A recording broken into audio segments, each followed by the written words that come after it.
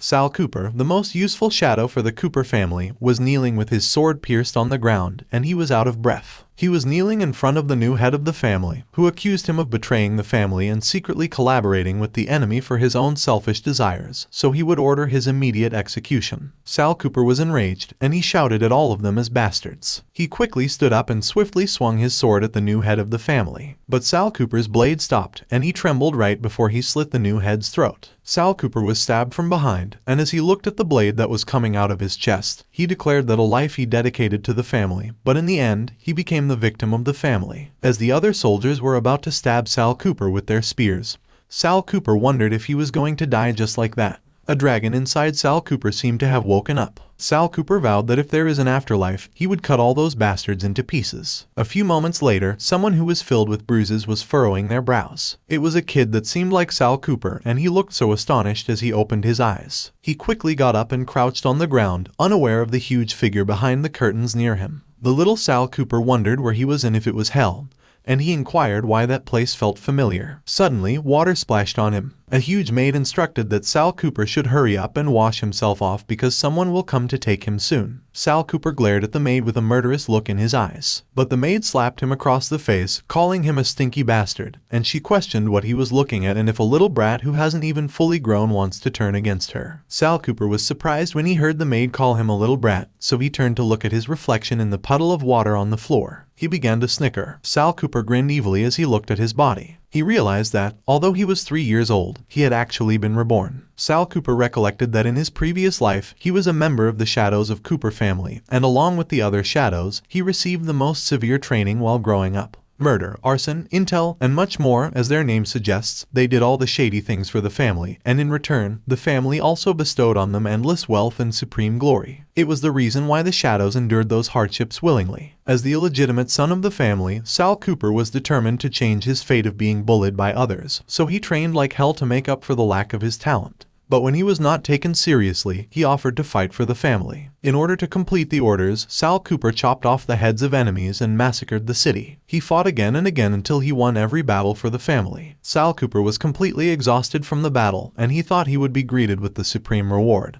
But he didn't expect what he would receive in exchange. When he got back, all he received was an accusation and a frame. Sal Cooper also learned the truth about the existence of shadows, as the new head of the family revealed that from the day he became a shadow, he cast the shadow oath on him. The new head of the family declared that the strength Sal Cooper obtained from his training will all be continuously transferred to him, while the damage he suffers will be borne by him. He proclaimed that Sal Cooper was just a fool and a pathetic, dirty bastard, and he laughed hysterically. In rage, Sal Cooper screamed and swung his sword with all his strength at the new head of the family. Sal Cooper managed to hit the new head of the family in the shoulder, but he just grinned menacingly. Suddenly, the injury was healed by some energy, and the same energy created warps on Sal Cooper's body and pushed him away from the head. Although Sal Cooper has understood the blood magic of the reversal shadow oath and regained all the abilities that Alan, the new head of the family, took away from him, his life has also come to an end because of that. Back in the present, Sal Cooper was determined, and he swore that in that life, he would never let himself make the same mistake he made before. Sal Cooper's stomach grumbled, and he mentioned that he was so hungry that it felt like he hadn't eaten in 3 days. Suddenly, a mouse squeaked from the corner of the room. Sal Cooper smiled evilly as he looked at the mouse, and he suggested that he should eat the mouse first to satisfy his hunger because, on the battlefield in his previous life, mice were more delicious than human flesh. But suddenly, someone lifted the curtain. Sal Cooper was about to catch the mouse, but 2 men entered the room, and one of them called him a trash bastard.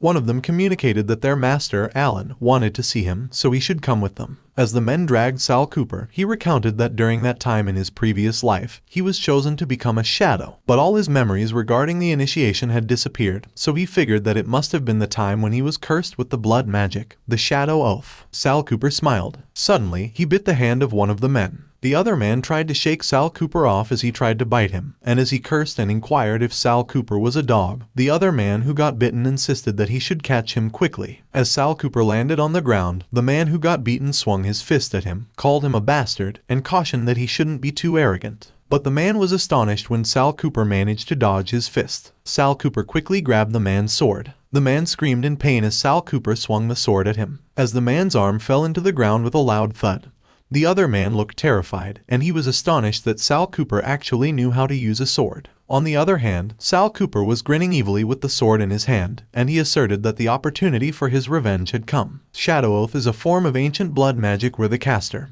who would be the master of the oath, only needs to pay a small amount of blood as a price to make the target become his shadow. The shadow will be unable to harm the master, will bear all the damage suffered by the master, and at the same time, the shadow's growth and abilities will be provided to the lord. Due to its overly cruel magical properties, the Empire issued an order 100 years ago to destroy all magic books containing Shadow Oath and prohibit anyone from using it ever again. In front of the gathered children, where Sal Cooper was, someone slapped one of the men and labeled him a trash bastard. It was the 8-year-old Alan Cooper, heir of the Cooper family, and he declared that to be bullied by a wild dog. All the resources of the Cooper family are wasted on the man who apologized to him and acknowledged that it was a subordinate who neglected their duty. Alan Cooper approached Sal Cooper and he asserted that even a fish like him dares to touch his people. Sal Cooper did not respond, and he just looked at Alan Cooper intently. Alan Cooper looked terrifying as he demanded that someone should lock Sal Cooper up in the dungeon. The men agreed, but suddenly, a lady arrived and interjected that Alan Cooper should wait. It was Hira Cooper, the matriarch of the Cooper family and Alan's mother, and she explained that Sal Cooper has been neglected since he was born, so his crazy behavior is completely normal, but it was not the time to punish him because the important thing at the moment is the oath-taking ceremony. Hira Cooper reminded that Alan Cooper shouldn't forget what his mother told him. Alan Cooper's eyes widened while Hira Cooper looked so sinister as she conveyed to him and imparted that it was about what they were going to accomplish that day. Looking at Sal Cooper, Alan Cooper voiced his confusion about why Hira Cooper insisted on choosing the lowly illegitimate child to be his shadow, so when he found the opportunity, he would definitely destroy him. Alan Cooper smiled at Hira Cooper and responded affirmatively while calling her mother. Hira Cooper turned around, and she announced that she would take those people out first and wouldn't disturb him while endearingly calling him their future little head of the family. As she walked away with the men, she instructed that they should clear the palace, leaving only Alan Cooper while the rest of them went out and cast soundproofing spells and not let anyone disturb him, and they complied. A few moments later, someone was clearing their throat and was pouring liquid into a cup. It was Alan Cooper, and as he raised his cup, he proclaimed that from that day onward, all of them would be members of the Shadow Army, so they should swear an oath for the family. The other children enthusiastically swore in the name of the Shadow and pledged that they will dedicate their lives to the family, and everything they have is given by the family and the family's order, while Sal Cooper was scrutinizing the drink in his hand. Sal Cooper smiled discreetly as the children affirmed that it was for the family. He drank the liquid in the cup. Suddenly, the cup fell to the floor. Sal Cooper and the rest of the children fell unconscious, and they were all lying on the ground. Pushing his finger into a blade, Alan Cooper looked so evil, and as he clicked his tongue, he mocked them a bunch of idiots and criticized that they couldn't tell the difference between drugs and holy water. Alan Cooper extended his hand, and his blood was dripping from one of his fingers. A magic circle was activated in front of him, and he declared that all of the children would provide their strength to him while all the harm he sustained would be suffered by them. A dark aura began crawling underneath Alan Cooper's feet. It began wrapping around the unconscious children. Alan Cooper looked so pleased as he remarked that he could feel the power pouring into his body, and as he wondered if the Shadow Oath was a success, he observed that he didn't expect it to be so simple, and he was a genius, so he had to convey the good news to his mother quickly. He quickly turned around and contacted his mother, but he suddenly felt a pang of pain in his knee. Alan Cooper looked so horrified as he fell to the floor, and he wondered why he couldn't move his legs. He wondered if it could be a side effect of the Shadow Oath, and he revealed that his mother didn't inform him about it. With tears in his eyes, Alan Cooper summoned his mother repeatedly and desperately. Alan Cooper was startled when someone announced that he really is a coward who only knows how to hide behind his mother. He slowly looked behind him to see who it was, and the person disclosed that it was a pity that, in order not to disturb him while he completed his Shadow Oath, his mother cast a soundproof spell, so no matter how loud he screamed, she wouldn't be able to hear him. It was Sal Cooper, and with a sword in his hand, he looked so sinister, which made Alan Cooper even more terrified. Alan Cooper asked Sal Cooper how he could be awake and how he knew about the Shadow Oath, but instead of answering his question, Sal Cooper inquired if he was scared and mentioned that he knew more than that. Sal Cooper looked so evil, and he speculated that he wondered how Alan Cooper would respond if he reversed the Shadow Oath. He raised the sword in his hand, and an aura began wrapping around it. Sal Cooper thrust the sword on the ground and broke the floor. Suddenly, Alan Cooper screamed in pain, and as he wondered why his heart hurt so much, he questioned Sal Cooper what he was going to do and insisted that he should cease it. Sal Cooper pulled the sword out of the floor and he echoed Alan Cooper's question. He recalled that in his previous life, he paid the price of his life to regain everything that belonged to him. Sal Cooper grinned, and as he lunged his sword forward, he confessed that he was just returning the favor. Suddenly, a loud scream could be heard from outside the palace, and Hira Cooper, who was standing by the door along with some men, heard it. One of the men announced that the spell shattered, and Hira Cooper quickly turned and summoned Alan Cooper's name with her face filled with worry. It was already evening, and the bright full moon was shining over the palace. Alan Cooper was on his bed with Hira Cooper by his side when an old man revealed that Alan Cooper was fine as he just fainted because he consumed too much magic power. And as for why the soundproofing spell broke, it was because a servant was distracted while casting a spell, but he had already ordered him to be executed. Hira Cooper suggested that they should throw the body away and feed it to the dogs, and the old man agreed. The old man noted that Alan Cooper seems a bit distracted because, after all, he is too young to do something like that, so it was inevitable that there would be a psychological burden. Meanwhile, Alan Cooper was in a daze because he was wondering why he felt like something happened there, but he couldn't seem to remember it. Suddenly, Hira Cooper caressed Alan Cooper's head lightly. She asserted that Alan Cooper shouldn't have to worry about those shadows because the world is like the jungle, but she was cut off. Alan Cooper slapped her hand and demanded her what she meant when she mentioned worry. He looked so terrifying as he proclaimed that he was the future head of the Cooper family, and those bastards were born to die for him. Hira Cooper was moved when Alan queried her if he was right. Unaware of the silhouette by the window, Hira Cooper laughed as she confirmed that Alan Cooper is right, and that she is indeed her son. So if he wanted any reward, he should just tell her, and Alan Cooper responded affirmatively and that she is the best. Sal Cooper was the one standing by the window, and he scoffed that their mother and son bond is really deep, but it was a pity. Releasing a buzzing aura in his hand, Sal Cooper declared that from that day onward, Alan Cooper was his shadow. Sal Cooper reminisced that in his previous life, while fighting for the family,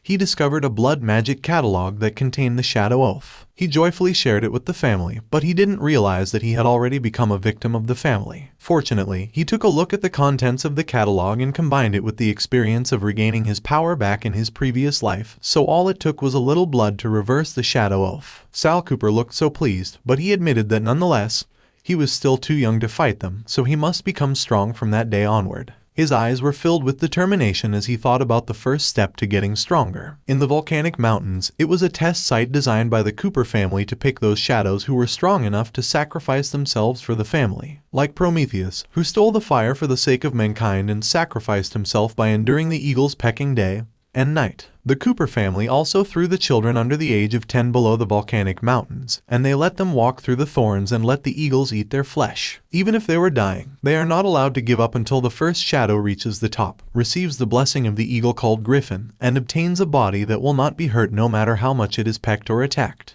Back in the present, a man was instructing the children that they only have 3 days, and no matter what method they use, they only have one objective. The man was Enos Walker, the Shadow's trainer, and he emphasized that their objective was to reach the peak of the mountain alive. Enos Walker reminded that, of course, they shouldn't forget that anyone who gives up will be executed after 3 days. Pulling out a whistle, Enos Walker declared that for their bright future, they should get going. He blew on the whistle, and the children began running for their lives. Enos Walker suddenly furrowed his brow when he noticed something. He saw Sal Cooper walking nonchalantly, and he remarked that the kid was calm. While Sal Cooper was walking on a different path than the other children, the other man announced that he was Sal Cooper, the illegitimate son who offended Alan Cooper the other day, and Enos Walker immediately recognized him. Sal Cooper started climbing up the mountain on the steep path that he had chosen. The men began laughing, and the other man observed that Sal Cooper didn't take the slope path and was climbing up the mountain with his bare hands instead. So he was probably going to fall without even reaching the halfway point, and Enos Walker mused that Sal Cooper is an idiot. The man asked Enos Walker if they should go over and collect Sal Cooper's corpse at the moment, and Enos Walker replied no and suggested that they should wait. Enos Walker grinned evilly as he opened his watch, and he proposed that he just had a funny idea because it was about time for the guy to come out. A huge flying creature suddenly appeared in the sky, and the children asked what it was, if it was an eagle. The children got horrified when they realized that it was clearly a monster, and blood was spilled. Meanwhile, Sal Cooper was doing his best to climb up, and he was about to reach the top. As he took a peek at the top, he saw that the ground was filled with the children's dead bodies, and the griffin even had a child in its beak. The griffin's eyes glimmered, and blood splattered. Meanwhile, Enos Walker accused that Sal Cooper offended Alan Walker the other day, and he inquired why he shouldn't use the griffin to get rid of him. Pulling an arrow infused with a dark aura, Enos Walker grinned as he voiced that he would help Alan Walker to be happy. He let go of the arrow, and it grazed the griffin's head. The griffin turned his attention to Sal Cooper, who had just managed to reach the top, and he questioned him who he was. Enraged, the griffin called Sal Cooper a stupid human and commanded that he should die, and when Sal Cooper heard that, he confessed that it just suited his taste. Sal Cooper managed to dodge the griffin's attack by jumping off the ground. He landed on the griffin. Sal Cooper was on the griffin's back, and he shared that, with the experience of his previous life, if he wanted to reach the peak quickly and obtain the griffin's blessing,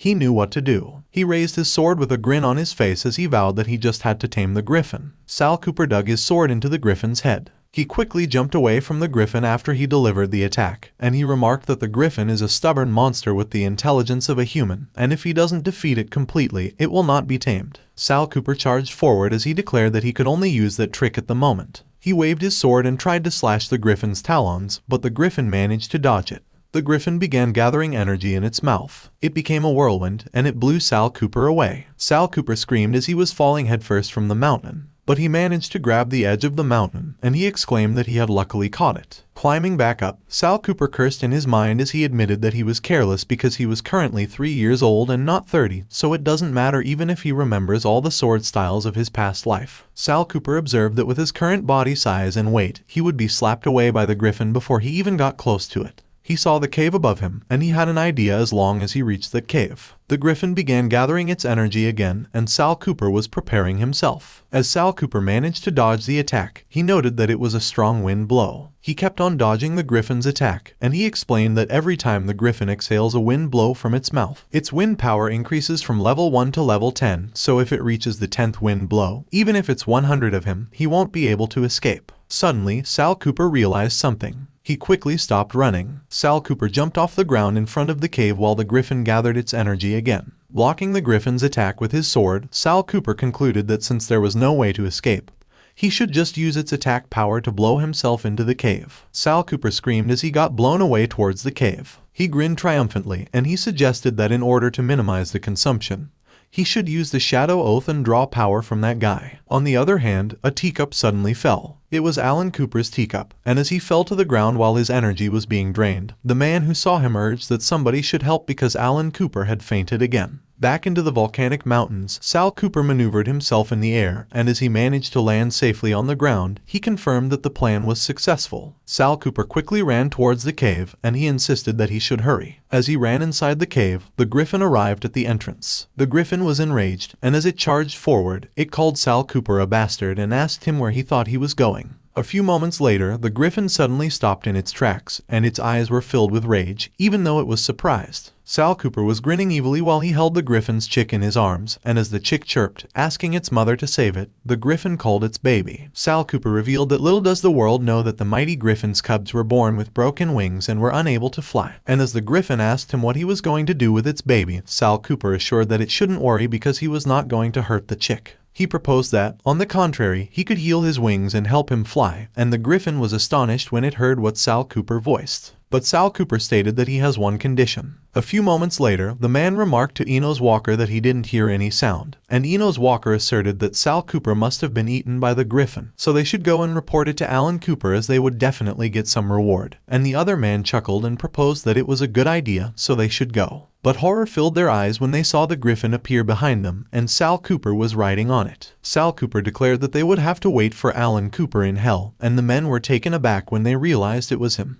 The griffin charged to attack the men, and one of them tried to run away and pleaded for help. In an instant, the men were already in the griffin's mouth. The griffin proclaimed that it had done what it promised Sal Cooper, so it was time to fulfill his promise to it, and Sal Cooper concurred and suggested that they should go to the northern part of that mountain range. A few moments later, the two of them stood in front of a huge door, and Sal Cooper revealed that it was the Land of Stone. The griffin announced that, as they agreed, Sal Cooper would get the Sword of Perseus, and it would get the Medusa's blood, which could heal everything, which Sal Cooper acknowledged and confirmed that it was no problem. But unbeknownst to the griffin, Sal Cooper was thinking that, sadly, his goal was not the sword, let alone helping the griffin. The griffin pushed the door to open it. As the door in front of them opened, Sal Cooper disclosed that what he wanted was to use the griffin to destroy that stone land. a statue of Medusa greeted them. The statue was so huge, and it has a magic circle beneath it and is surrounded by statues of humans wearing cloaks. The statues attacked the griffin, and as it cursed and asked when those stupid statues moved, Sal ran away and replied that he didn't know either. The griffin used its sharp claws to destroy one of the statues, and it shattered into pieces. But the broken pieces of the statue lying on the ground started glowing. Those broken pieces started to gather, and Sal was surprised that he asked if it could reconstruct itself and slowly become one. Sal was horrified when he recognized the statues as Dano, Ennio, and Pemfredo, and he explained that those 3 statues don't have the 5 organs, just like the Gree sisters in mythology, and they share the same eye and the same tooth. The griffin informed that because they and Medusa are the daughters of sea deities, they have the ability to control seawater. One of the statues appeared in front of the griffin, and Sal yelled that they should run. The statue raised its arm, and as huge waves started to chase them. The griffin asked Sal what the point of running was and urged that he should hurry up and think of a way to find the sword, to which Sal responded and mentioned that he was searching for it. The griffin warned that if that goes on, the place will collapse and they will all die there. Sal was agitated, and he insisted that he was looking, and maybe there is a way written on the runes at the wall. But he smiled evilly as he thought that it was very good and that was it. They should collapse the secret realm and bury everything within. Sal was running towards a portal, and he thought that he would escape from that secret tunnel that he discovered in his previous life. But he suddenly stopped running, as he thought that that amount of destruction was not enough. Sal pointed above as he called the griffin, and he revealed that the runes say that they should remove the eye from up there, and the statues will stop attacking. When the griffin saw what Sal was pointing at, she asked to confirm if it was the eye above. The griffin flapped its wings and flew towards the eye. She declared that in that case she would remove it and grab the eye with her beak. The wave started to subside as the griffin flew away from the ceiling. The statue screamed in pain and began melting. As the griffin saw that the statue turned into a huge puddle of water, she commented that it actually turned into water and it was impressive. Sal remarked that it was because the runes say that Perseus discovered the location of Medusa only after stealing the eye of the Gree sisters, so the eye is the Gree sisters' weakness. The griffin inquired Sal about the sword, where the blood that could treat her offspring was, and if the runes said anything. Sal pointed to his side and indicated that the sword was right there and the griffin should look. The griffin turned to look at where Sal was pointing and saw the sword that was stuck on the ground. Sal stated that Perseus used that sword to behead Medusa, spilling both red and green blood. He mentioned that the red blood could poison all living souls to death while the green blood could heal all illnesses. The eyes of the Medusa statue lit up while Sal noted that those were just legends, but as for that secret realm, there is another secret, and as the griffin asked about the secret, Sal smiled pensively. Sal revealed that the emergence of the sword of Perseus is the time of Medusa's revival, and the eyes of the Medusa statue glowered at them. The Medusa statue suddenly moved and attacked the griffin, which was caught off guard. Medusa attacked the griffin using its snake hairs, and there was a huge explosion of aura. While Medusa was preoccupied with attacking the griffin, Sal started running away while he thought that it was alright and it was time to leave. Sal ran towards the secret portal, and he thought that once Medusa is activated, it won't stop unless they behead it with the sword of Perseus. But Sal was alarmed when he noticed something behind him. A huge snake statue attacked him, and he managed to dodge it. Sal skidded on the ground while he tried to look at the direction where the attack came from. He saw that it was Medusa who attacked him, so he wondered what was going on. Sal wondered where the griffin was when he noticed a small tail protruding behind a rock. It was the griffin, and she replied that she could tell at a glance that Medusa won't be easy to deal with, so she will leave the rest to Sal because she doesn't want to die, and Sal was surprised that the griffin has a skill to shrink itself. The snakes of Medusa charged towards Sal, and he scoffed in his head. Sal dodged Medusa's attack, and he thought that it was fortunate that he passed that secret realm once in his previous life, so he was not out of options. He was running towards the knights standing on the side, and he thought that he must first acquire the shield from the Knights of the Round Table. Sal thought that he would be able to use the reflection of the shield to lower the risk of looking directly into Medusa's eyes and turning into stone from carelessness. Medusa grinned evilly while Sal thought that he could also shield against Medusa's gaze attack. As if right on cue, Medusa used its gaze attack on Sal, and Sal managed to block it with the shield he got from the knight. But the power of Medusa was strong that Sal was having a hard time continuously blocking it, and was groaning in pain. Sal was not able to hold much longer, and he was blown away by Medusa's attack while coughing up blood. While he was lying on the ground, Sal thought that it was not enough to just have the shield. Looking at the rocks behind Medusa, Sal thought that the secret exit had been destroyed. Sal thought that with the level of his talents, he couldn't wield the sword of Perseus, but he negated his thoughts and started running towards the sword. Medusa was chasing after Sal, and while Sal extended his hand to grab the sword, He thought that he wouldn't know if he didn't try, and if he didn't give it his all, he would die that day. Sal grabbed the sword and thought that he would do it even if he had to put everything he had at stake. He was able to pull the sword from the ground, and he couldn't help but be surprised that the sword was easily picked up by him. But one of Medusa's snakes pierced through his torso, and as Sal coughed up blood, he wondered why. The sword of Perseus was dragged on the ground, and it was raised again. Medusa raised Sal off the ground to take a good look at him while Sal was still wondering why and questioned if the rank of his talent wasn't too low to hold the sword. Sal recalled his past, where Alan questioned him for wanting to stain the holy sword when he was a mere D-rank talent, and he wondered where he went wrong. He also recalled how he was restrained and hanged on a cross while Alan asked Hera if he wouldn't know that they were going to strip his talent away from him when he was still conscious, and Hera replied that Alan was a silly child because a simple amnesia magic would be enough to settle it. Looking down at Alan, Sal wondered how things became like that. Meanwhile, Alan grinned as he insincerely apologized and remarked that Sal's swordsmanship talent would also be his. Everything shattered. Back into the present, Sal was exuding a powerful aura while wielding the sword of Perseus, and Medusa's snakes were cut off. The griffin, who was still hiding behind the rock, wondered what was going on. He looked at Sal's fiery aura intently as she thought about the kid. The griffin saw that Sal's wound was healing, and she wondered if Sal actually broke off the bind unscathed. Sal opened his eyes and glared. He effortlessly swung the sword and beheaded Medusa, which made the griffin think that he was a monster. Sal scooped Medusa's green blood into a vial, and he thought that in his past life, he possessed a sword talent that might have been S rank or higher. He thought that the truth was that Hera used some form of magic to strip him of that talent and gave it to Alan, and she also erased his memories, which made him scoff. Sal started laughing hysterically, and the griffin, who was watching him, wondered what was suddenly going on with him. While grinning evilly, Sal thought that things were getting more and more interesting, whether it was Alan or the family, so all of them should just wait.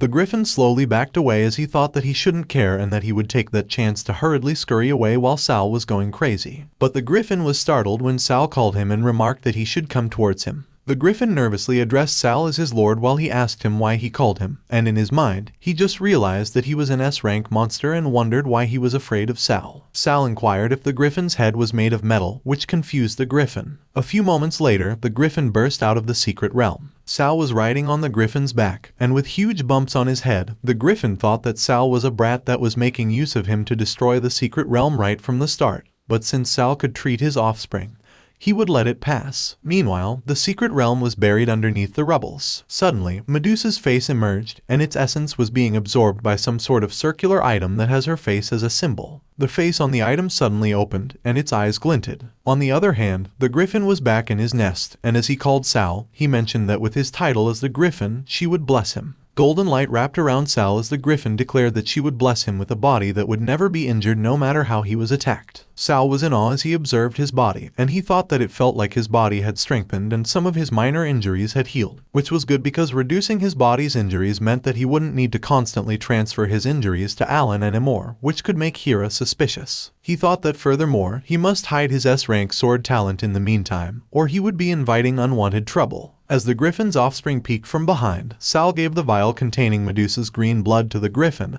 and instructed that she should give it to her young offspring and its wings will be healed. The griffin's offspring quickly drank the blood. The offspring closed its eyes as it felt the energy flow into its body. It excitedly flew off the ground, and as the griffin announced that her baby could finally fly, Sal clicked his tongue multiple times. Sal remarked that the offspring only knows how to fly at the moment, but if it doesn't accept a master before it comes of age, it will just be a stupid bird in the end. And when the griffin heard that, she asked Griffin what he meant. Sal walked away and explained that it was nothing and that he was just giving the griffin some kind-hearted advice as a stranger because, after all, she also became strong only after she accepted a master. The griffin thought that Sal was right because if her master hadn't fed her human brains daily, she wouldn't have awakened her intelligence and become even stronger. But her master had already died for 100 years, so she wondered where she was going to find another powerful and ruthless person like him. But the griffin realized something and thought that it was right. She towered over Sal and called him. The griffin requested that Sal accept her child as his pet monster while he thought that Sal possesses incredible intelligence and skills beyond anyone his age, so he might even exceed Bled,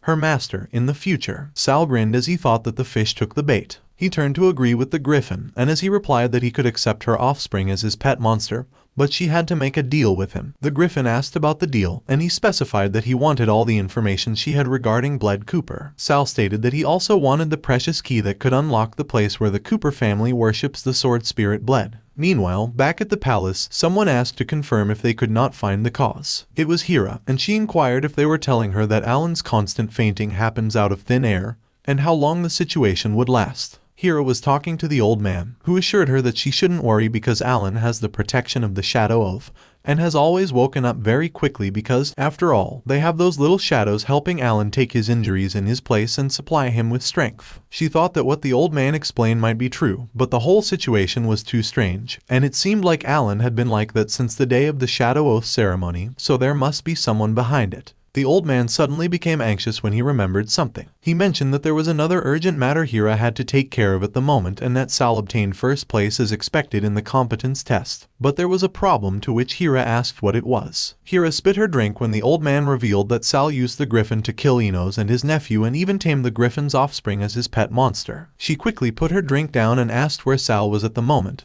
to which the old man informed that Sal was right outside the door and he would call him immediately. A few moments later, someone entered the room, and Hira stood up from her seat to greet them. It was Sal, and he asked Hira how he could help her. Hira demanded why he killed the walkers. Sal was sinister as he replied that he did it all for the family because a shadow training officer like Enos was killed by a 3-year-old child, so he was too useless, and the Cooper family doesn't need trash like him. Hira was enraged while Sal questioned her if she didn't agree. Looking at Hira's expression, Sal thought that it was right.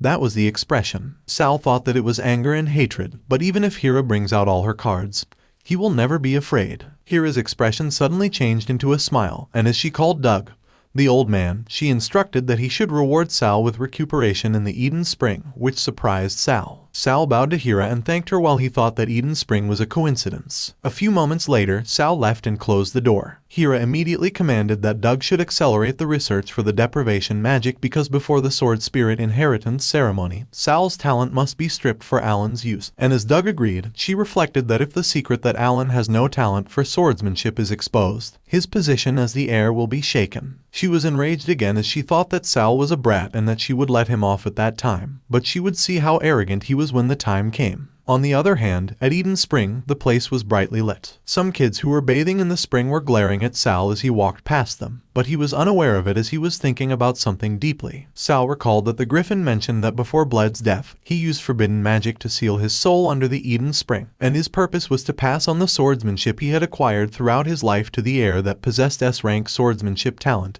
and ensure the status of the Cooper family in the Empire would not fall. The griffin gave Sal a key and explained that once he enters the Eden Spring, he should swim along the undercurrent, and he will reach an underground cave where the key will guide him to the owner. But the griffin noted that there appears to be something strange about Eden Spring. But she has been separated from Bled for too long, and she doesn't even know the exact requirements. However, the only thing she could tell him was that the owner uses blood magic and it won't be easy to deal with. Back in the present, Sal remarked that the blood magic was odd, and he thought that it looked like it wouldn't be easy getting the swordsmanship inheritance before Alan. Suddenly, one of the kids on the spring near Sal asked if he was the Sal Cooper that got first place in the competence training, to which another kid confirmed that it was right, and he even tamed the offspring of the griffin, to which the first kid exclaimed that it was amazing. But Renault Ors, the son of the Cooper family's stablekeeper, and Lucien's, Renault's little sidekick, arrived, and the kid was alarmed when Lucien questioned him what was amazing about that when Sal was just the son of a prostitute. Renault congratulated Sal and mentioned that he didn't expect someone as thin as a monkey like him to run as fast as one and become the first to reach the summit, which made Lucien laugh hysterically while he confirmed that it was right. Sal recalled that in his previous life, on the surface, those two were his subordinates, but in reality, they were pawns placed beside him by Alan, and they fabricated baseless accusations of him collaborating with the enemy nation, and because they had Alan supporting them, they got used to getting their way. Because Sal remained quiet, Renault raised his fist as he asked him if he was not going to respond and declared that he wanted to see whether that invincible body of his was useless or not. Sal just stood there while Renault was about to deliver a punch to his face, but he caught Renault's fist and Renault was horrified. Sal agreed and proclaimed that he would show Renault as he twisted his arm, which made Renault scream in pain while Lucien got worried and called Renault his big brother. Lucien suddenly pulled a knife and insulted that Sal was dog trash who was looking for death. Blood was spilled, but instead of being glad that he managed to stab his knife, Lucien was horrified and was trembling. Lucien stabbed Renault on the chest instead of Sal, and he was surprised. Sal grinned evilly as he insincerely apologized and joked that he accidentally used Renault as a meat shield. Lucien was still stunned when Sal kicked Renault towards him. Renault and Lucien were thrown towards the spring, and Sal commented that it just so happens that the spring could recover their injuries, so they should have a good time there. Sal grinned sinisterly as he noted that after all, he wanted to use the two of them for training in the future, and he thought that in that life, he would give them a reason they couldn't reject and make the both of them his pawns. While Renault was submerged into the water, dark tentacles suddenly wrapped around his body, and Sal wondered if it was the aura of black magic. Sal wondered why that evil forbidden magic, which is equal to blood magic, would appear in a spring that could recover all wounds and illness, and he thought that perhaps it was the odd thing that the griffin mentioned. But Sal thought that regardless, he could not enter that water, so he had to think of a way to get into the bottom of the spring without touching a drip of water. Suddenly, a little girl was being dragged by a man, and as she asked for help, Sal was taken aback, and he commented that the voice was familiar. The man dragging the little girl shouted that she can't even serve tea and water properly, so he thought that she was asking for a beating. But the little girl, whom Sal recognized as Andrea, begged that she didn't do it on purpose and requested that the man let go of her. The man got more enraged, and he raised his hand as he threatened that Andrea still dares to talk back to him. But before the man could explain what he would do to Andrea, his eyes became misaligned, and his face seemed to have been sliced. It was Sal who sliced the man in half with his sword, and while Andrea was stunned, the other kids screamed. As the man's sliced body splattered on the floor, one of the kids running away exclaimed that it was murder, so they should quickly go and report it, and they should run. Meanwhile, Sal extended his hand towards Andrea and asked her if she was all right. In Andrea's perspective, flowers were blooming everywhere and Sal was sparkling, so she wondered if he was a prince. On the other hand, in Sal's perspective, Andrea was trembling as she looked up to him with her fearful eyes, and he wondered if he scared her. Sal awkwardly scratched his head as he pulled his hand away, and he stuttered as he apologized to Andrea if he scared her, but Andrea replied no. Andrea thanked Sal for saving her, and as she introduced herself, she asked Sal what his name was. Sal recalled how Andrea healed him while she mentioned that he should look at himself and asked how he got hurt, and he thought that Andrea was his best friend in his previous life and she possesses a magic talent that surpasses anyone her age. He also recalled that they fought together temporarily for a few days too, and Andrea assured him that he shouldn't worry and attack because she would support him. Sal also recalled how bashful Andrea was when she was trying to tell him about how she had always felt. Back into the present, the young Andrea thanked Sal for saving her. Sal was flustered, and he thought that 5-year-old Andrea was cute. He awkwardly cleared his throat and remarked that it was no problem because it was what a gentleman should do, and she could also call him Sal. But Sal asked Andrea if she knew a way to drain the spring or get into the spring without touching a drop of water, and he thought that he could not forget the task at hand because if it was Andrea, there should be a way. Andrea inquired if Sal realized it too. Sal was surprised by Andrea's question. Andrea leaned in to whisper at Sal and revealed that although there is a strange magic in the spring that could recover injuries, anyone that uses it could never accept another form of healing magic and could only rely on that spring to recover their injuries. Sal immediately knew what was the case, and he thought that it looked like it was also another way for the Cooper family to control the shadows by forcing them to beg the family for help when they were suffering through pain. Andrea offered that to thank Sal for saving her, she had a way to let him enter the spring without touching the water. She released a bright, golden aura, and it began wrapping around her. The aura covered both Andrea and Sal like raincoats, and Andrea explained that Sal should look because it was called duck magic, which puzzled Sal. So Andrea elaborated and informed him that it enables people to become like ducks, which could dive into the water without wetting the insides of their feathers. Sal felt awkward as he wondered if it wasn't isolation magic, and he thought that Andrea's naming ability was strong as always. Suddenly, a group of men arrived, and when they saw Sal, they announced that he was the kid that killed someone, which made Andrea worry, and she exclaimed that they were going to catch them.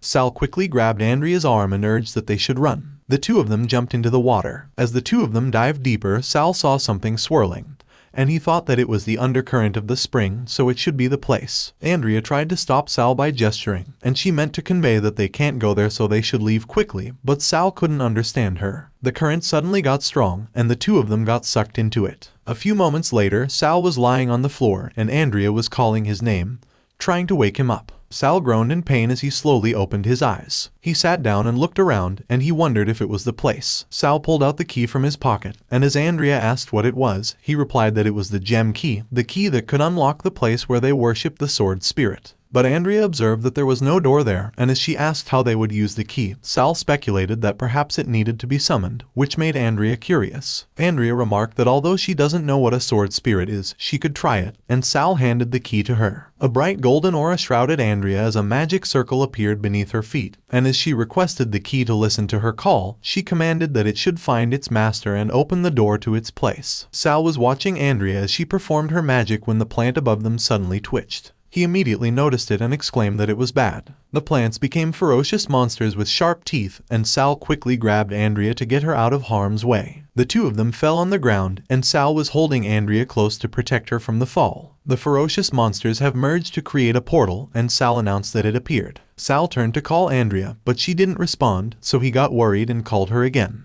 But Andrea still didn't wake up, so Sal carried her in his arms. Sal placed Andrea to the side, and he thought that he had no choice but to let her rest in there for the meantime. He thought that he would use the invisibility magic Andrea taught him in his previous life so she wouldn't be easily discovered if there was any danger. As Sal walked away, he thought that after all, there would probably be an ugly battle to obtain the inheritance of the spirit sword. A few moments later, Sal entered the portal, and on the other side, there was a pile of dead bodies lying on the ground. Sal looked concerned when he saw the dead bodies, and he thought that he was prepared. He saw a human-like figure at the top of the pile of dead bodies, and it was grabbing a lifeless body in its hand. The human-like figure was choking the lifeless body, and it was intently looking at it. Suddenly, the figure noticed Sal, and as it turned, it revealed its monstrous appearance, and it stated that there was a guest. Eden Spring, on the surface, is a medicinal hot spring, but in reality, it is a sensual place where the Cooper family keeps their concubines, and at that moment, Sal realized the true fate that awaited those concubines. Sal was surprised, as he wondered if all of them became nourishment for the sword demon. He was alarmed when the sword demon suddenly appeared in front of him. The sword demon sniffed Sal and remarked that it was the scent of a S-rank talent. Sal quickly backed away from the sword demon. He was agitated as he wondered how the sword demon knew while he yanked his necklace off his neck. While summoning his sword, the sword demon inquired if Sal could be Alan Cooper, the kid that was rumored to be born with an S-rank talent. But he commented that Sal doesn't look pampered at all. The sword demon was sinister as it lunged towards Sal, and as he mused that Sal should let him guess, he asked if Sal could be just a bastard child that came to take the inheritance. Sal summoned his sword as well and managed to block the sword demon's attack. The sword demon declared that he wouldn't give the inheritance to Sal easily unless he could get past him, and Sal retorted that the sword demon shouldn't worry because he came just to kill him. The sword demon pushed Sal's sword away with his sword and exclaimed that it was as expected of his blood Cooper's descendant. He swung his sword at Sal again and taunted that he was crazy enough. The sword demon charged forward while Sal was pushed back. The two of them moved so quickly as they exchanged blows. The sword demon managed to slash Sal's torso, and Sal groaned in pain as his blood spurted out of his body. While Sal was lying on the ground, coughing up blood, the sword demon loomed over him and sneered that he was a brat that was still too weak. But the sword demon noticed something and was intrigued. He saw that Sal's wound was healing, and as he questioned if it was the griffin's blessing, he admitted that he didn't expect the foolish bird to acknowledge Sal. The sword demon clicked his tongue and muttered that speaking of which, it has been a while since he last saw the griffin, while Sal thought that blood sacrificed a great amount of his power to seal his soul. Sal thought that to get the inheritance with his current abilities, there was still a sliver of hope, and he released his powerful, fiery aura. He summoned a huge golden cross behind the sword demon, and the sword demon was astonished when he saw it. The sword demon's palms were pierced by the golden aura, and as he got pinned on the cross, he queried if it was magic restrictive blood formation and started screaming in pain. Sal declared that the sword demon had been dead for too long, and he didn't know that in those 100 years, the Empire had already researched and developed techniques to deal with blood magic. He charged forward to plunge his sword and asserted that at that moment, all he had to do was take the sword demon's heart and he would forcefully receive the inheritance. The sword demon screamed and shouted no when he saw Sal's sword coming at him. But suddenly, the sword demon smiled sinisterly. Sal was surprised that he was stunned when the sword demon suddenly appeared beside him while feigning fear, and claimed that he was scared. He quickly backed away from the sword demon, and the sword demon laughed hysterically as it remarked that it was very interesting as it had been a while since he played with a little mouse. Blood started dripping out of the sword demon's hand. The sword demon smiled evilly as he declared that the game was already over, so he was not playing anymore. Hooded skeletal figures were summoned using the sword demon's blood on the ground, and he acknowledged that Sal does possess some ability and talent. All those summons charged at Sal, and the sword demon stated that it was just at Sal's ability, and talent were not enough to earn his sword technique inheritance. Sal did his best to block their attacks, and he thought that the sword demon used blood to control blood spirits, so he has such powerful strength. He screamed in pain when one of the blood spirits slashed his back. The blood spirits were swirling around Sal, and while he did his best to fend them off, he thought that the attacks were too concentrated. Sal used his skill, Holy Sword Protection, to create a barrier to block the blood spirit's attacks, and he thought that he would use the Sword of Perseus to resist the magic. But the sword demon tapped the barrier and commented that it was useless. Sal was horrified when the barrier shattered easily. The sword demon went ahead and grabbed Sal by the throat. He raised Sal in the air, and as he began absorbing his aura, he remarked that Sal should know that after a cat is done toying with a mouse, the mouse will be eaten. Sal groaned weakly, and he thought that his blood and mana were draining away. While Sal was starting to lose his consciousness, the sword demon noted that his aura is familiar, and it was just like the taste of a concubine that he had eaten last time, so he inquired if perhaps that person was Sal's mother. Sal was stunned when he heard about his mother. The sword demon was about to devour Sal and gloated that it was perfect so he would have a taste of the concubine's child. But suddenly, something shattered. Sal was peacefully sleeping, and someone repeatedly insisted that their dear baby should go to sleep. It was Sal's mother, and Sal recalled as she sang him to sleep and mentioned that she was swinging him gently. Sal also recalled how he was running towards his mother while carrying a flower and explained that it was for her. But Sal tripped and fell face first on the ground. Instead of helping him, Sal's mother walked away. And as she apologized and announced that she was leaving, Sal cried and called for her. Some time passed, and someone threw a rock at Sal and taunted that his mother abandoned him. The children surrounded Sal and bullied him. They shouted that he was a dog, an insignificant bastard, a monster, and unwanted trash. Sal was trembling as he whispered no. He yelled and protested that his mother definitely did not throw him away. Sal recalled how the sword demon was about to devour him in the present. His aura suddenly swirled around his eyes as he regained his consciousness. Sal drove his sword into the sword demon's chest and revealed that it was him who killed his mother. The sword demon was astonished when Sal's sword started absorbing his blood. He screamed in pain while Sal continued to absorb a tremendous amount of his blood, and as he recognized that it was Blood Feast, he wondered how a brat like Sal could know his blood magic. The sword demon threw Sal away, and as he sent him flying, he thought that Sal was a brat who was willing to burn his blood just to kill him. He turned to look at the corpses on the ground, and he thought that he had used up too much of his strength releasing the blood spirits, so he needed to consume more women to replenish his strength. While the sword demon was devouring one of the corpses, Sal approached him from behind and inquired if it was delicious. Sal's eyes were white, and he demanded if his mother was delicious while he plunged his sword at the horrified sword demon. The sword demon's blood was spilled, and the crying image of Sal's mother calling for him shattered. Sal's eyes returned to normal, and he was astonished as he called for his mother. He saw that his sword was pierced through the sword demon's head while he was releasing his fiery aura. Sal pulled his sword, and the sword demon fell to the ground. The sword demon thought that Sal had gone mad, so he had to eat more concubines, otherwise he was afraid that he would perish. But Sal dug his sword into the sword demon's body again. He was sinister as he drove his sword deeper into the sword demon's body while the sword demon begged that Sal shouldn't kill him because he could possess his sword and become his sword spirit, and enhance his power. But the sword demon was not able to finish what he was about to utter as Sal did not listen and continued to dig his sword until it went through his chest. Sal emotionlessly looked at the sword demon and declared that he was not worthy. The sword demon turned into blood, which splattered all over the place. Some of the blood had gathered to form an orb and stated that the swordsmanship inheritance would be imprinted within the body after absorption. Sal dropped his sword into the pool of blood on the ground. As the orb of blood scattered and rained down on him, Sal thought that he almost forgot that he had been motherless since birth, and all those were just his pathetic delusions.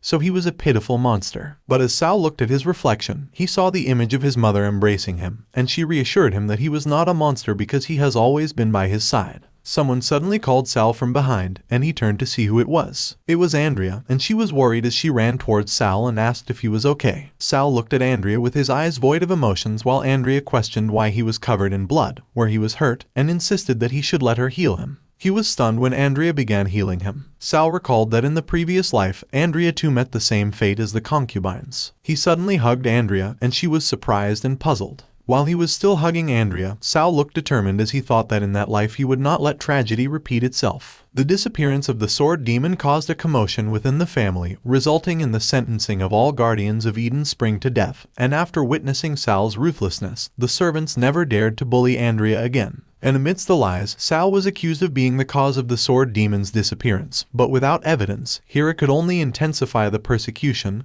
confinement, withdrawing blood, and poison, but Sal survived all of them unscathed. 4 years later, at the Cooper family training ground, a man screamed in pain as he got pushed by an attack that he blocked with his sword. It was Alan who dealt the attack, and as the man asked him to have mercy, Alan asked him if he wanted to defeat him with that level of ability, but the man replied that he wouldn't dare because Alan was very powerful. Duke Hugh Isaac, the Isaac family head, and Duke Leon Cooper, the Cooper family head, were watching the fight when Hugh remarked that he had long heard that the esteemed family's young master, Alan, was born with S-grade swordsmanship talent, and after seeing it that day, it looked like the rumors were right, and Leon cleared his throat as he noted that Hugh was flattering them. But someone screamed and urged them to look over there. That scream caught both Hugh and Leon's attention, and they both turned to look at the direction where it was coming from. They were looking towards Sal, and as multiple enemies charged towards him, the audience was amazed while Sal muttered that it was noisy. Sal calmly raised his sword, and as he poured his aura into it, he used his skill, Shadow Blade. He swung his sword and released his aura as he used his sword wind follow-up attack to eliminate the enemies. In an instant, all of Sal's enemies were lying on the ground, and Hugh seemed to have recognized those number of moves. While looking at the confident Sal, Hugh commented that ordinary people at that age would still be in the position of Iron Sword Apprentice, but Sal has clearly reached the stage of Silver Sword Guardian, which was incredible. Alan was pissed when he saw what Sal did, and he thought that the bastard dared to steal his thunder. He pointed his sword at Sal and rudely challenged him if he dared to duel one round with him. Sal was amused, and he thought that if Alan's talent from the previous life was stripped from him, he was wondering what his true ability would be. He confidently agreed while thinking that he would take that chance to see Alan's skills, while Alan grinned as he responded that they should bring it on as he thought that it was the perfect chance to pretend to act as if he killed Sal accidentally. The other guys started to gather around Sal and Alan, and as one of them cheered Alan and encouraged him to defeat Sal, another one agreed and remarked that it was right and that they should let Sal see who is the real sword genius. Alan dug his feet on the ground, and he quickly changed to attack Sal, and as Sal blocked his attack, he thought that it was very good and he could win. But to Alan's surprise, Sal was not putting in any effort in the fight that he even yawned, and as he advised him to use more force, he asked him if Hero was not feeding him enough. Sal swung his sword and pushed Alan away. Alan was agitated, and as he yelled and charged forward with his aura-imbued sword,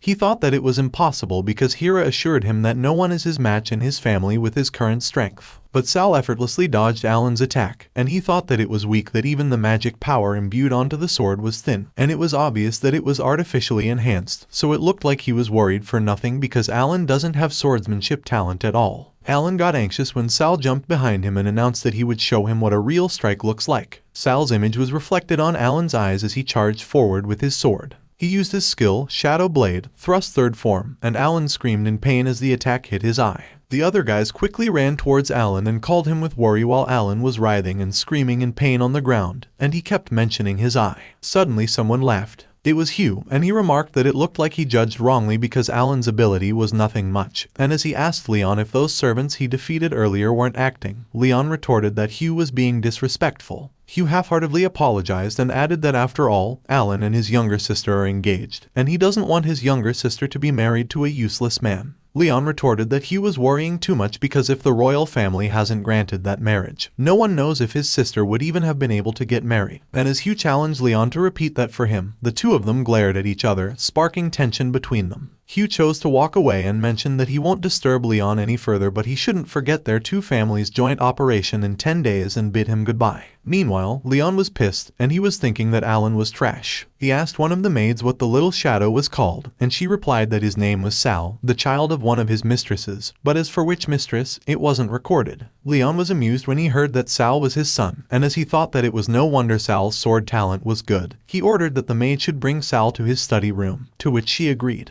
Evening came, and a candle was lighting up a room in the palace. Leon's eyes were glowing and he seemed to be intently looking at something. He was looking at Sal, who was kneeling in front of him and asking him what his orders were. Leon thought that he couldn't sense any talent power at all, so he wondered if Sal was intentionally hiding his true ability to steal the position of heir in the future, and he thought that it was crafty, but in the end, Sal was just a little brat, so he was too easy to read. He grabbed a sword by the table and instructed that in 10 days, Sal will lead the Shadow Squad 10 and head towards the Lost Crystal City together with the Isaac family to retrieve the dragon egg. Leon handed the sword to Sal and informed him that it was the sword that could activate the teleportation to Crystal City. Sal thought that in order to retrieve the dragon egg, one will anger the demonic dragon within no matter what they do, so Leon must not have good intentions to send him there. He thought that there was no way he could miss the chance to earn a dragon egg, so he accepted the sword and assured him that he would do what his master wished. but Sal requested that he had a request, which made Leon glare at him and inquire about the request. It was morning, and Sal was leading the Shadow Squad 10 with Andrea beside him, riding the offspring of the griffin. Andrea asked Sal if he didn't inform Leon that she came along to serve him and remarked that it was not appropriate for her to sit all the way there, but Sal responded that it was alright. Sal turned to Renault and Lucien to ask them if they didn't mind,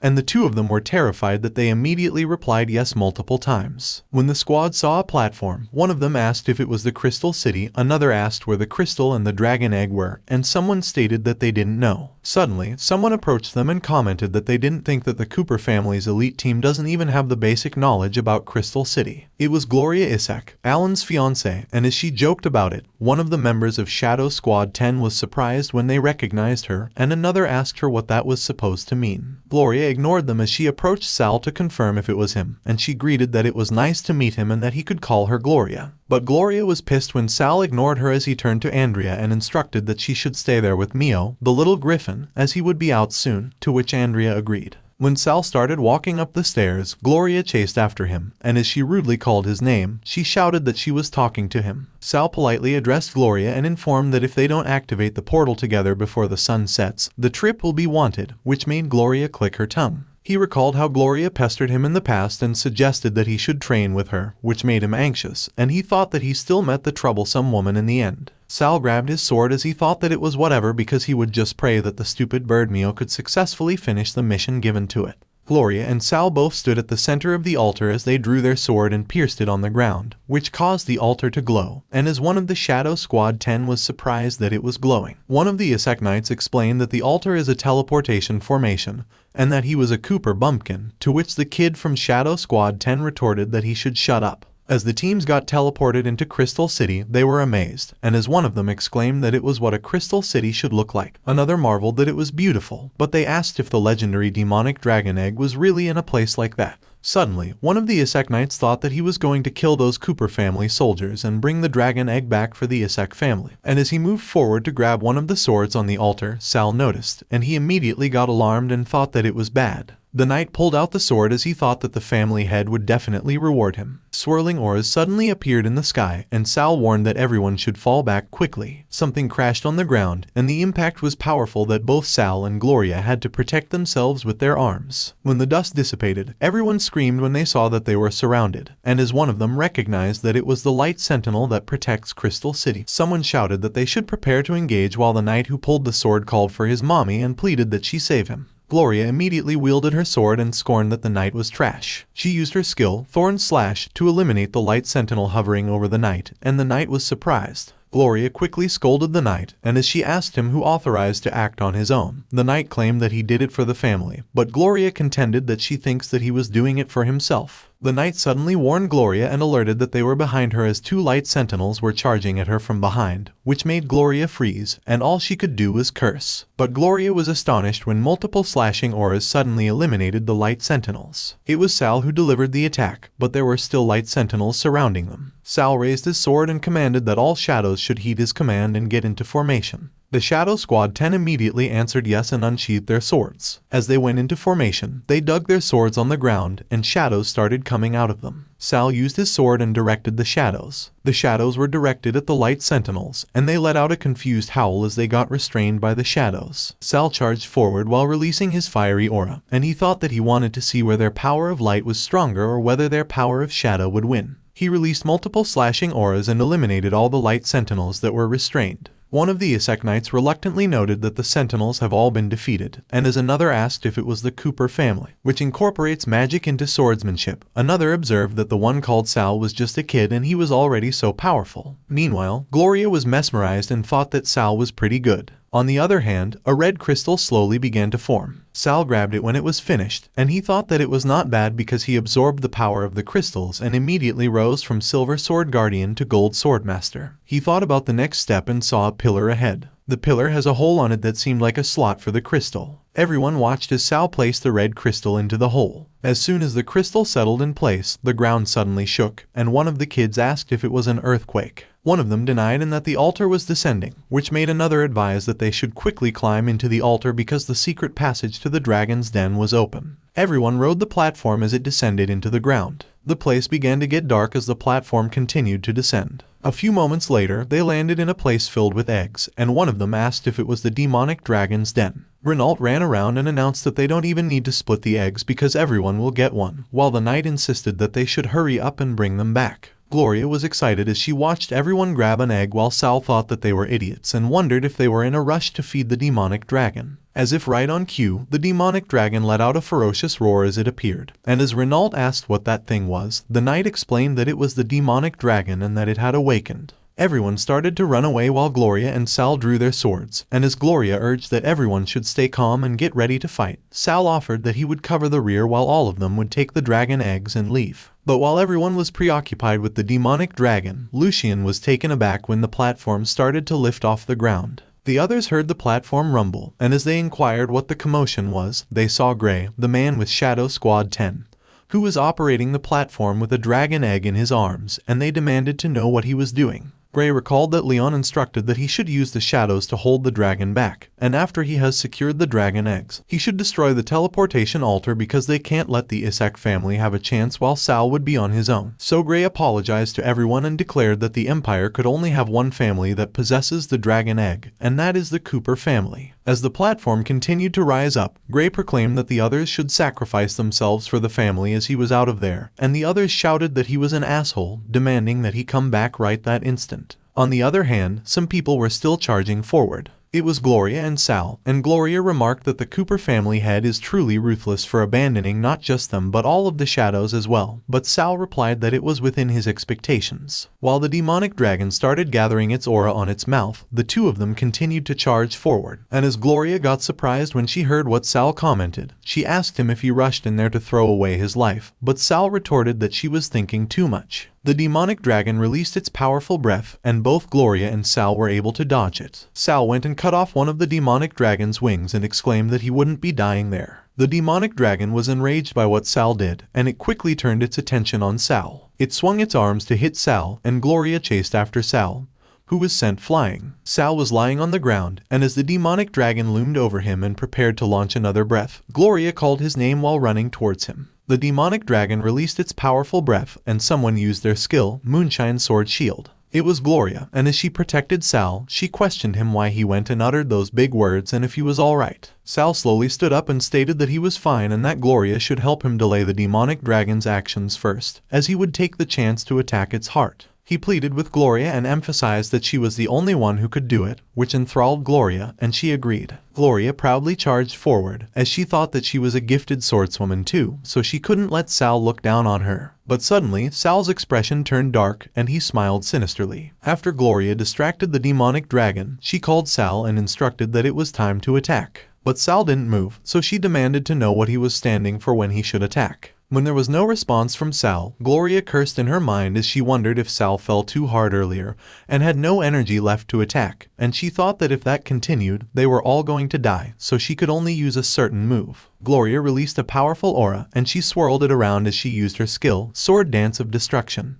The demonic dragon howled in pain as Gloria's attack landed on multiple parts of its body. It fell into the ground with a loud thud, and Gloria inquired if she did it. Lucien and Renault quickly ran towards the demonic dragon, and while pretending to be brave, they attacked it, and Lucien boasted that the stupid dragon should have a taste of his power. Gloria looked both relieved and confused as she pondered if she did it. But suddenly, the demonic dragon's eyes lit up, and both Renault and Lucien's images were reflected on it. As the demonic dragon stood back up, Lucien ran away terrified, while Renault was alarmed and warned that the demonic dragon has entered its berserk phase, so they should find somewhere to hide quickly. Gloria was horrified, and she questioned how it was possible while Sal was still standing still behind her. Suddenly, Sal pulled his necklace and challenged what they claimed about hiding. The necklace transformed into a sword, and Sal used his swordsmanship inheritance.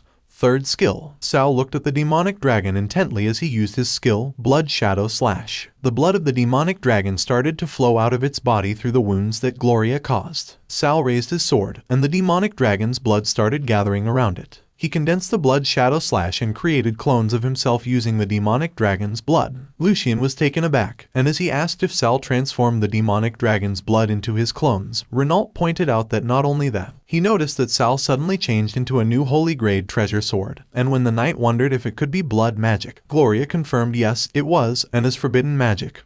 The Empire only allows the Cooper family head to use it against enemies on the battlefield, and she thought that she had heard that the sword demon in the Cooper family had disappeared, so she began speculating, but she trailed off. Gloria suddenly realized something, and she asked if Sal intentionally stood back and waited for her to draw the demonic dragon's blood. She exclaimed that Sal was a bastard because he actually used her, and as Sal charged forward with his clones, he scoffed and remarked that it was not important if it did. Sal and his clones jumped to attack the demonic dragon, and he thought that he was an abandoned pawn in his previous life, so in that life, he won't sit idly and await his demise. The demonic dragon's head was cut off. Everyone ran towards Sal, and Gloria explained that it was not bad because the demonic dragon had finally been defeated. But Sal suddenly pointed his sword at Gloria and stated that they shouldn't come near. Sal coughed, and his eyes were bloodshot. A dark aura came out of the sword, and as it swirled around Sal, Gloria called his name. They were unaware that the sword demon's spirit was restraining Sal, and as he asked Sal if he had mentioned he could rest easy after killing him, he explained that Sal would become like him, who needed to eat more flesh and blood to maintain his strength. Gloria and the others were taken aback by what was happening to Sal. Meanwhile, the sword demon declared that Sal was a little mouse and that he should go because they were his prey and he should have fun killing them. Sal charged forward, and as he requested more blood, everyone ran, except for Gloria, and Lucien remarked that it was not good because Sal had overused blood magic and had been demonized. He called for help and suggested they should run. But Andrea suddenly summoned San and advised that he shouldn't. Sal recognized Andrea as she blocked his path and attempted to heal him. He collapsed on the ground, and Andrea called out his name. Andrea dove inside Sal's consciousness and reached out to grab him as he fell into the pool of blood. A few moments later, they were out of the demonic dragon's lair, and Andrea was calling Sal's name, advising that he should wake up. Sal regained his consciousness, and as he recognized Andrea mentioned that it was great he was finally awake because she had used purification on him so he wouldn't be demonized in the meantime, and the others were fine too. Andrea excitedly ran to grab something. She proudly showed the dragon egg to Sal while Gray was being restrained behind her, and she assured that it was completely fine and was the only remaining dragon egg. Andrea revealed that she hadn't told the Isaac family about the dragon egg, and Gloria had already left with her team, so Sal didn't have to worry about not completing the mission, and he should cheer up. Sal thanked Andrea, but he mentioned that he was not worried about that. He stated that originally, Mia was supposed to take Andrea to a prearranged location and lie about her accidental death so that she could leave the family, but he hadn't expected such a thing. Sal asked Mio if he couldn't even do such a simple thing and called him a stupid bird, insisting that he should die. Mio responded that it was not his fault because Andrea was worried about Sal and had insisted on entering the secret realm. And while Andrea advised that Sal shouldn't be rash and that they should talk it out, Sal noted that Mio's wings had gotten harder and he had learned to talk back to him. Suddenly, Renault summoned Sal. Renault and Lucien charged forward with their swords. Sal chuckled and remarked that they had finally shown their true colors and inquired if they were going to snatch the dragon egg away from him. But he was surprised when he saw that Renault and Lucien ran past him. Renault and Lucien plunged their swords into Gray from behind, and Sal was puzzled. Suddenly, everyone knelt in front of Sal. Renault addressed Sal as a young master, and as he requested that he forgive their rudeness earlier, he explained that if it hadn't been for Sal saving them, who had been abandoned by the family, they would have already been dead. Lucien added that from that point onward, they would no longer listen to the family and vowed to unwaveringly follow Sal until their deaths, and the others pledged the same. Sal was moved by what everyone had expressed, and he was about to respond. But he was cut off. Andrea summoned Sal and advised that he should look because the dragon egg was hatching. The egg began to crack. A demonic dragon emerged from the egg, and Andrea was amazed, stating that a dragon had hatched. Sal quickly applied his aura to the demonic dragon, and as he explained that demonic dragons would only obey the strongest, he asked the demonic dragon if he was going to accept him as his master. The demonic dragon agreed. Renault expressed that it was great the demonic dragon had been tamed. Everyone congratulated Sal for taming the demonic dragon, and they announced that from that day onward, Sal Cooper's rebel force against the family was born. A few days passed, and everyone was back at the palace. Inside Leon's office, Alan asked Hira when he could go to the horse racing tracks, and Hira informed him that he could go when Leon was done with his work. Leon yelled and stated that Alan should go because all he did was enjoy himself all day long.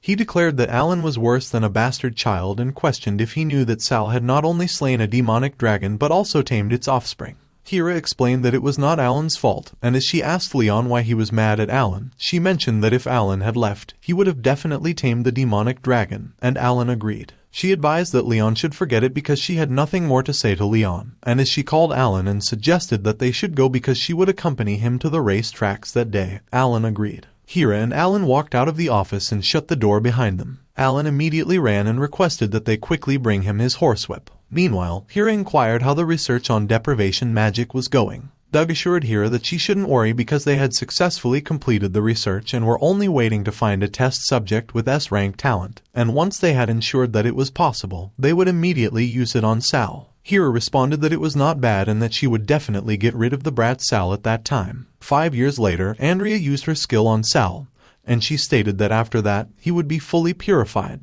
Andrea assured that Sal would not be demonized in the future and could use the sword technique as much as he wanted, and Sal thanked her. But Andrea replied no. She mentioned that it was her who should thank Sal for giving her such a wonderful staff. Suddenly, a shadowy figure ran past the window, and Sal was surprised. Sal immediately opened the window, and as he asked who was there, he explained that it had already escaped.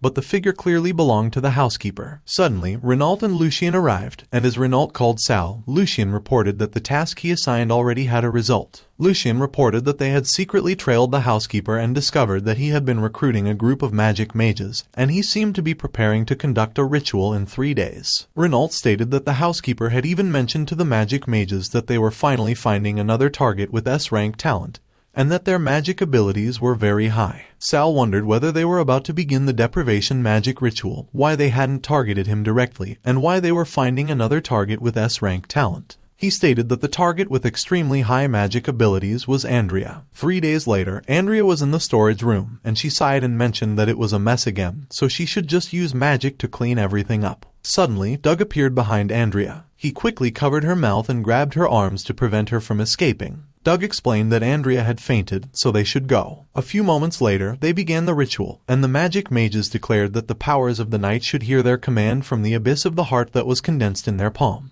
They kept chanting, and they declared that they would transfer the power to their control and the power would floor, following them like a shadow. Doug stated that as long as the blood of Andrea's heart was mixed into the formation, her talent would be his. But Andrea disappeared when Doug stabbed her, and he asked what was going on. Andrea explained that it was illusion magic. Doug was surprised when he saw Andrea behind him, and Andrea warned that he shouldn't underestimate her. Andrea used her skill, Shining Star Lock. She restrained Doug, and he cursed and remarked that Andrea was quite tricky. Doug asked the magic mages why they were all just standing there, and as he mentioned they should take Andrea down, the magic mages affirmed. On the other hand, Andrea recalled that Sal told her to close her eyes after that and not to hear or see anything. Meanwhile, a huge shadow loomed over Doug, and the magic mages asked what it was and what that sound was. One of the magic mages reported that it was a dragon and a griffin, and the other asked how that could be and why there were suddenly monsters. Mio began devouring the magic mages it encountered, and one of them asked for help while the dragon was scorching the magic mages it encountered.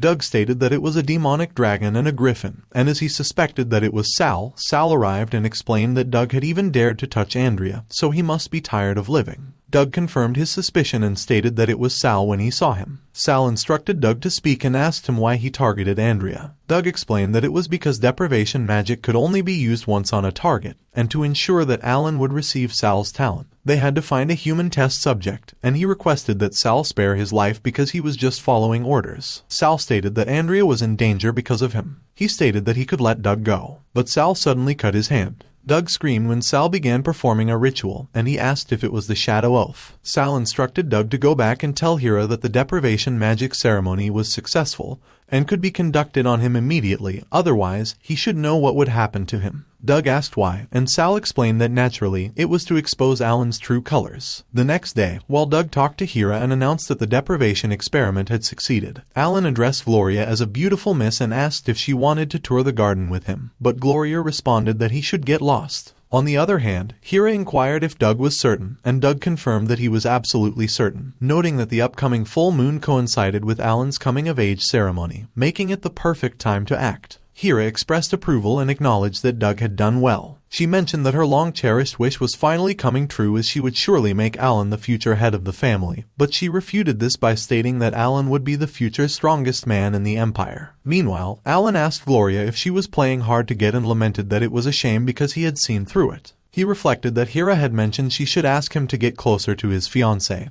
and wondered which lady wouldn't want to be with him. But Alan was surprised when Gloria pointed her sword at him upon hearing his question about her playing hard to get. Gloria questioned Alan if a useless young master like him was worthy of becoming his fiancé, and Alan pondered whether she was mentally ill. She declared that Alan would have to defeat her first, and as she raised her sword, Alan suggested that someone should come and drag her away. Suddenly, Sal blocked Gloria's sword. Alan was astonished when he saw what Sal did, but Sal turned to him and mocked him by repeating his earlier remark about someone dragging Gloria away. Alan responded that no one had asked Sal to save him and that he had just happened to forget to bring a sword with him. He also insulted Sal by calling him trash who dared to make fun of him. Gloria then questioned Sal about his appearance. Gloria considered it perfect, suggesting that Sal should come and train with her. As Sal apologized and explained that he was busy that day, Alan wondered how that could be and why Gloria was intimate with Sal. As Gloria clicked her tongue and remarked that not everyone was qualified to train with her, advising Sal to think again, Alan wondered if it could be that Gloria liked Sal. Alan was about to confront Sal about him and his fiancée, Gloria. But Hira suddenly called Alan and informed him that he should come back, so Alan replied that he should just forget it because after he marries Gloria in the future, he would take care of her properly. Alan mentioned that since Gloria was not willing to accept his request that day, he would take his leave, and Gloria bid him goodbye. Gloria stated that since the annoying person was gone, if Sal didn't agree to train with her, she would attack him immediately. Consequently, Sal agreed but insisted that Gloria had to promise him one thing too, so Gloria prompted him to speak. Sal requested that Gloria introduce him to her brother, Hugh, and Gloria appeared puzzled. Evening arrived, and as Sal met Hugh, he revealed that he had a way to cancel Gloria and Alan's engagement. But he hoped that Hugh could lend him the Isaac family's heirloom, the illusionary time box. Sal recalled that in his previous life, Hugh was not satisfied with the playboy Alan, and was also unwilling to ally himself with the Cooper family. He remembered that Hugh had repeatedly proposed canceling the engagement but was constantly rejected by the royal family, so in that life, he had to take advantage of the situation. But Hugh regarded Sal as an arrogant kid and questioned him if an engagement blessed by the royal family was something that could be cancelled by someone like him, challenging him for daring to discuss conditions. Sal pulled his necklace and asked Hugh what kind of person he was. He explained that only someone like him could solve Hugh's problems. Hugh immediately recognized the sword and wondered if the real child in the Cooper family with the S-rank talent was Sal. Sal stated that since the engagement couldn't be cancelled, they just had to destroy the trash young master, and he asked Hugh if that wasn't the same. He inquired about Hugh's thoughts on it, and Hugh was left speechless. 1 month later, at the palace, it was time for Alan's coming-of-age ceremony. Hugh contacted Hira and informed her that everything was ready except for Sal, who was not among the bastards. Therefore, Alan went to search for him, and Hira acknowledged that she knew, advising Hugh to go and help Alan, to which Hugh immediately agreed. Meanwhile, one of the Cooper family bastard children expressed confusion about why they were called there and asked if they were emphasizing Alan's status as the heir so that they could be his untroubled servants. Another sighed and explained that Alan had the swordsmanship talent, so he was fated to become the future family head. Another shushed them, advising them to quiet down and not let Leon hear them. On the other hand, one of Leo's attendants mentioned that the guests were all seated to avoid making them wait for long. They had followed Leo's instructions to begin, and Leon agreed. Suddenly, Hugh appeared and mentioned that it was a coincidence. He asked Leon if he would care to talk, but Leon responded that he didn't remember inviting Hugh. As Hugh explained that it was his future brother-in-law's coming-of-age ceremony, and that he would definitely come to enjoy the excitement, Sal stated that everyone had arrived, so it was time to activate the illusionary time box, and Lucien agreed. Lucien quickly disappeared from the area. A few moments later, Sal Cooper's rebel forces began activating the illusionary time box, and they summoned the gates of the abyss and the shadow-woven fantasy. They activated the illusionary time box, declaring that its virtual realm should open. A huge magic circle was immediately cast on the Cooper family's palace. Meanwhile, while Sal awaited the unfolding events, Alan suddenly announced that he had finally found him. Alan questioned Sal about why he was hiding alone there. Sal was dragged into the dark basement. He was chained on a cross, and Alan apologized as he drew his dagger. Alan explained Sal's swordsmanship talent would be his. Blood was spilled, and it splattered all over the place. Alan stated it was Sal's real fate. Suddenly, Andrea screamed Sal's name as she woke up from her dream. She was in the middle of work, and as one of her colleagues mentioned she should stop napping and get to work, she agreed yes. Andrea used her skill, Power of the Stars, and she claimed what she saw wasn't a dream, it was reality from a previous life. Power of the Stars was one of the talents awakened by a time mage who could spy into the past and future through time fragments, and Andrea asserted Sal was in danger. Andrea rushed back to the palace and called Sal. She announced she had to stop Alan before he made his move. Andrea saw Alan when he handed a wine to Sal and declared it was awarded to him by Leon, and she revealed she found Sal. She immediately used her skill and proclaimed by the light of tranquility and the power of the stars, Alan would fall into a deep slumber, and she intended to make Alan sleep for a few months first. But Hera recognized Andrea. Hera commanded one of her men and instructed him to take Andrea away, and that he shouldn't make too much noise, and the man acknowledged yes. The man quickly restrained Andrea and covered her mouth. Hera pondered if Doug didn't indicate that the deprivation magic was successful, and why Andrea was still able to use magic. But she decided he should just forget it because it was not the time to think about it, as the deprivation ceremony was more urgent. Sal drank the wine Alan gave him. He quickly dropped the glass, and the rest of the wine was spilled on the ground. Alan mocked Sal as he fell for the same trick twice. A few moments later, Sal was chained in the basement, and Alan questioned him who he thought he was to possess an S-rank talent. Alan inquired Sal who he thought he was to possess a demonic dragon. He also asked Sal who he thought he was to gain Gloria's favor. Alan asserted all those should have belonged to him. Hera remarked Alan should stop wasting time talking to Sal and they should get started, and Alan consented yes. Doug handed a dagger to Alan and explained it was specially forged to temporarily pierce through Sal's invincible body, and Alan acknowledged it was not bad. Alan apologized to Sal and claimed his swordsmanship was his. He stated it was Sal's fate, and as he dug the dagger into Sal's chest, Sal coughed up blood and screamed in pain. Alan remarked Sal should cry and scream because, from that point onward, he was the true worthy heir of the Cooper family, and he would possess the strongest talents and abilities, and no one would stand above him. He noticed that Sal was trembling. Sal suddenly burst out laughing and mocked Alan if he was performing for a play or something. Both Hera and Alan were surprised that Sal was fine. Sal effortlessly broke the chains and got out of the restraints. He advised they should open their eyes and see clearly whose fate it was. Sal snapped his fingers. In an instant, the illusion disappeared, and both Hera and Alan were surprised that they were surrounded by the guests. The two of them looked around, and they were surprised when they realized that it was the banquet hall. One of the guests accused them of being crazy and expressed he didn't think that they would do such a thing in front of everyone. Another guest remarked they didn't expect the young master of the Cooper family to be such a person. Another questioned if it meant that the legends about Alan having an S-rank talent were false, to which another guest affirmed it was definitely, and as another guest criticized it was disgusting, and inquired if that kind of person was truly worthy of being an heir. Someone asserted they would make a better heir than Alan. Hera declared it was impossible and wondered how the brat, Sal, knew that they were going to do that to him. She speculated if the trial wasn't a success and where it all went wrong. But she restrained herself and stated what was important at the moment was how to salvage the situation. Alan claimed the guests were all being tricked because the trash Sal was trying to frame him, to which Hera agreed, but as she was about to elaborate further, she was cut off. Hugh cut Hera off by clapping his hands. He described it as an exciting show, and he queried Leon if he didn't agree. Leon was enraged as he called Alan. Alan was about to reason with Leon, but Hera cut him off and stated she ordered Alan to do it so Leon should punish her. But Leon hit Alan, and Hera called out Alan's name while he was sent flying. Sal remarked that Leon was ruthless. Alan asked what he did wrong and stated Sal was a mere bastard child, so everything Sal had should have been his, but Hera instructed that he should stop talking. One of the guests recalled Leo's origin and stated Leon relied on his own strength to rise to the top, and although he never avoided the issue in public, as his son, they questioned how Alan could point it out in front of outsiders. Another mentioned the Duke loves to upkeep his appearances, and as she clicked her tongue, she asserted Alan was foolish. Suddenly, Leon asked Alan if that was the case. Leon declared that all of his offspring should hear his command that the succession contest shall begin that day. When the bastards heard about the succession contest,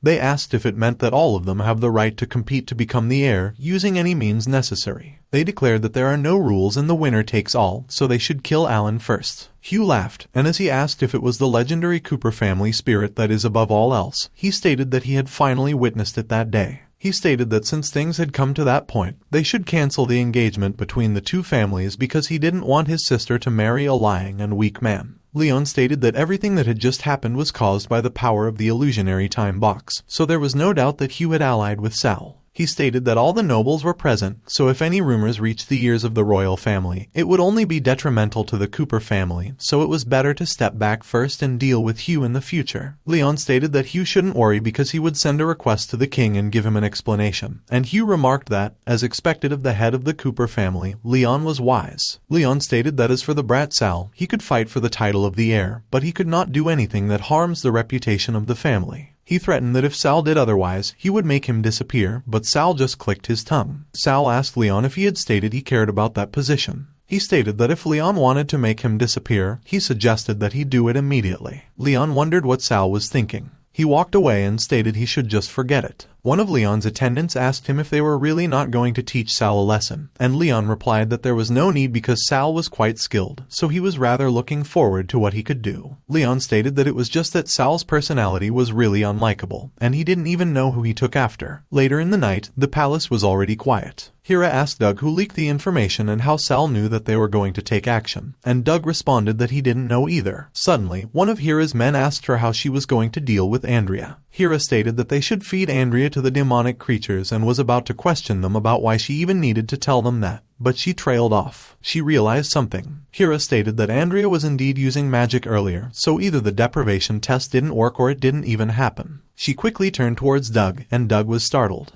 Hira asked Doug if he stripped Andrea of her talent, and as she suggested that he show it to her immediately, Doug responded that Andrea's talent was too advanced, so he hadn't mastered it yet, and he requested that Hira give him a few more days. Doug asked Hira if he realized the truth, but Hira stated that there was no need, and she called her men and commanded that they should execute Doug on the spot, to which the men immediately affirmed. Doug immediately requested that Hira let him explain and added that Sal had forced him, but he was not able to finish his explanation. Blood was spilled, and it spurted all over the place. Hira stated that a dog betrayed its master, and the master killed the dog, so there was nothing there to explain. She went to Andrea and stated that Andrea might as well give her talent to her, as she had to make the best use of everything. Hira released her aura as she grabbed Andrea's throat, and Andrea groaned in pain. But Hira saw that there were no burn marks on Andrea after what she did. She wondered if Andrea could have an ice soul body. Hira stated that girls with an ice soul body who had come of age could become hotbeds, and men who became a couple with a hotbed could improve their strength through her. Meanwhile, Andrea was in tears as she struggled to breathe under Hira's grasp. Sal stated he didn't expect that even after displaying Alan's garbage talent and inferior nature, it was still not enough to make Leon determined to get rid of him, and he wondered if it was because Leon was afraid of the power behind Hira. He explained Hira arranged for him to stay under the castle last night, and as he wondered if Hira wanted to control him and was afraid of him escaping, he snickered in his mind and declared he would never leave before letting Alan taste all the pain he had suffered. Suddenly, someone knocked on the door, and as Sal remarked it was early and wondered if it was Andrea,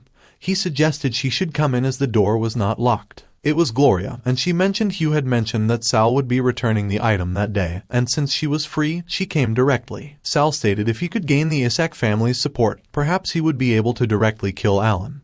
But his thoughts were interrupted when Gloria asked him what he was thinking about when she was right there in front of him. Sal explained he was thinking about why a family on the same level as the Cooper family would consider something that could only create illusion under strict conditions to be their heirloom. Gloria asked Sal if he wanted to know, and as she explained she wouldn't tell him without anything in return, she stated no one believes that legend anyway, and all the nobles already knew about it, so she could use it to make Sal owe her a favor. But Sal immediately threw her out of the room and bid goodbye. Gloria was pissed, and she declared she wanted to fight with Sal, and Sal was unamused. A few moments later, Gloria and Sal stood in the arena. Gloria quickly lunged forward and attacked Sal, but Sal was able to block her sword. Sal managed to swing his sword and push Gloria's sword away. He declared Gloria lost again, and Gloria scoffed as she stated he was not a gentleman at all. Sal explained it was Gloria who wanted him to use his full strength, and as per their agreement, she had to tell him the illusionary time box's secret. And as Gloria stated it was just actually a legend and no one knew whether it was real or fake and no one had ever made it happen. Sal asked what the legend was. Gloria stated according to legend, if one gains the recognition of the power of the stars and masters the illusionary time box, one could sacrifice their entire life to let someone be reborn. Sal wondered if it was Andrea who sacrificed her life in exchange for his rebirth, and he declared in that life, he not only had to take revenge but he had to take good care of Andrea as well, so he couldn't let the bastard Alan get the chance. Suddenly, Sal's thoughts were interrupted when Renault and Lucien called him and reported there was bad news, that Andrea had been captured. Sal was surprised, and as he asked them who captured Andrea, he declared they should speak clearly. They reported during the operation last night, someone saw Andrea captured by Hira and some servants in the forest. Gloria stated, speaking of which, that morning she seemed to have heard that Andrea became a personal maid of a young master and would become his mistress when she got older. She mentioned the young master they were referring to was Sal and asked if it was not. Sal quickly ran away and declared Alan was courting death, and when Gloria saw that, she asked Renault and Lucien what the two of them were standing there for, and she stated they should follow Sal because his gaze didn't look like he was going to rescue someone but to kill, and the two of them immediately said yes. On the other hand, Alan cursed Sal and declared he would make him suffer the most terrible death for humiliating him in front of so many nobles, and one of his attendants requested that he calm down because Hera had said something about him coming of age. But Alan kicked the attendant and commanded he should go to hell. The other attendant mentioned he heard that Sal liked Andrea, whom Hera captured, very much, and as he suggested that Alan make Andrea pay for Sal, Alan snickered and stated the attendant was quite smart. Alan declared Andrea was his future mistress, so he would ensure that she would become a worthy concubine under his care. Andrea wondered what she should do when her magic had been sealed by those chains. She declared she couldn't resist at all, and as she wondered where Sal was, she pleaded in her mind that he save her. Alan clicked his tongue and stated, looking at Andrea's pathetic state. He was wondering what face Sal would make when he saw her humiliated as his slave and that Andrea should accept her fate and become his mistress. Suddenly, Sal called Alan's name and punched him immediately in the face. Alan screamed in pain as he was sent flying while Andrea called Sal, but he didn't hear her. Sal kicked Alan in the groin and declared he should die. Alan screamed in pain again. Sal bombarded Alan with punches and declared he should die. Alan broke his shoulder and his ribs in the process. Sal was ominous as he loomed over Alan, and Alan asked for help. The other attendants stated they should hurry and save Alan quickly, but they all screamed in pain as they got sent flying by Sal's aura. On the other hand, while Renault and Lucien tried to call Sal and they reported something was wrong, Gloria went and ran towards Andrea. Gloria quickly removed the chains that were restraining Andrea. She declared Andrea should hurry because Sal was demonizing again. Andrea quickly hugged Sal from behind. She called his name, and as she declared he should wake up because she was fine, Sal came back to his senses and recognized her. Meanwhile, the attendants stated they should take Alan away quickly. Hera suddenly arrived, and she was horrified when she saw Alan. She declared Sal was a bastard, and she asked him if it was how he repays Leon for bringing him into the castle. Without responding, Sal grabbed his necklace. Andrea was worried for Sal as he marched forward with his sword in his hand. Hera immediately asked Sal what he was doing. Sal still did not respond, and he sliced his hand with his sword. He declared he would challenge Alan to a holy battle to the death, and he declared he would never let the unpredictable factor who threatens Andrea exist ever. 7 days later, Sal and Alan met at the dueling arena, and everyone gathered to watch. Sal declared that he didn't expect Alan to not run away after delaying for 7 days. Alan inquired of Sal why he would give up a chance to squash a stink bug like him. Sal pondered that the shield gave him a bad feeling when someone announced that the battle would officially begin. Alan called Medusa and used her move, Petrification Laser. He laughed and queried if the Gold Swordmaster, in reality, was a dancing monkey. Sal considered that the Shadow Oath wouldn't make him immune to Medusa's attack because an abnormal status like Petrification doesn't count as damage, so there is no way to transfer it via Shadow Oath. He reflected that he must destroy the shield when Alan questioned him if he didn't expect that and stated that he stole his sword of Perseus, but obtained the shield of Medusa instead. Alan remarked that it was the difference between a child of destiny and a rebellious person. Alan repeatedly asserted that it was useless, and he laughed maniacally. Sal jumped in the air to attack Alan while Alan called Medusa. Medusa's shield immediately moved in front of Alan. She opened her eyes, but Sal slashed Medusa's eyes and green blood squirted out of it. While Medusa's shield twirled in pain and squirted out blood from its eyes, Sal raised his petrified sword. The petrified parts of the sword started to clear up and crumble. Sal pronounced that Alan should die. He swung his sword as he went past Alan. One of Alan's rings broke. He smiled sinisterly. Alan laughed and mentioned that he almost forgot that he was a golden staff mage at the moment. He used his curse art's corruption and voiced that the vengeful souls should devour everything. On the other hand, Hugh suddenly observed that Alan was a bastard and noted that it was vile black magic that could only be mastered using the souls of 1,000 commoners who died painfully. Hugh proclaimed that he wanted an explanation, but Leon indicated that it was his family's secret, so he would request that Hugh respect the noble's tradition. Back into the fight, Alan laughed maniacally, and as he exclaimed that Sal was a fool, he wondered if Sal was actually not dodging and commented that he should enjoy the wailing pain in that case. Alan demanded if it didn't work and insisted that it was impossible because he had tested that move a few hundred times and no one should be able to resist the magic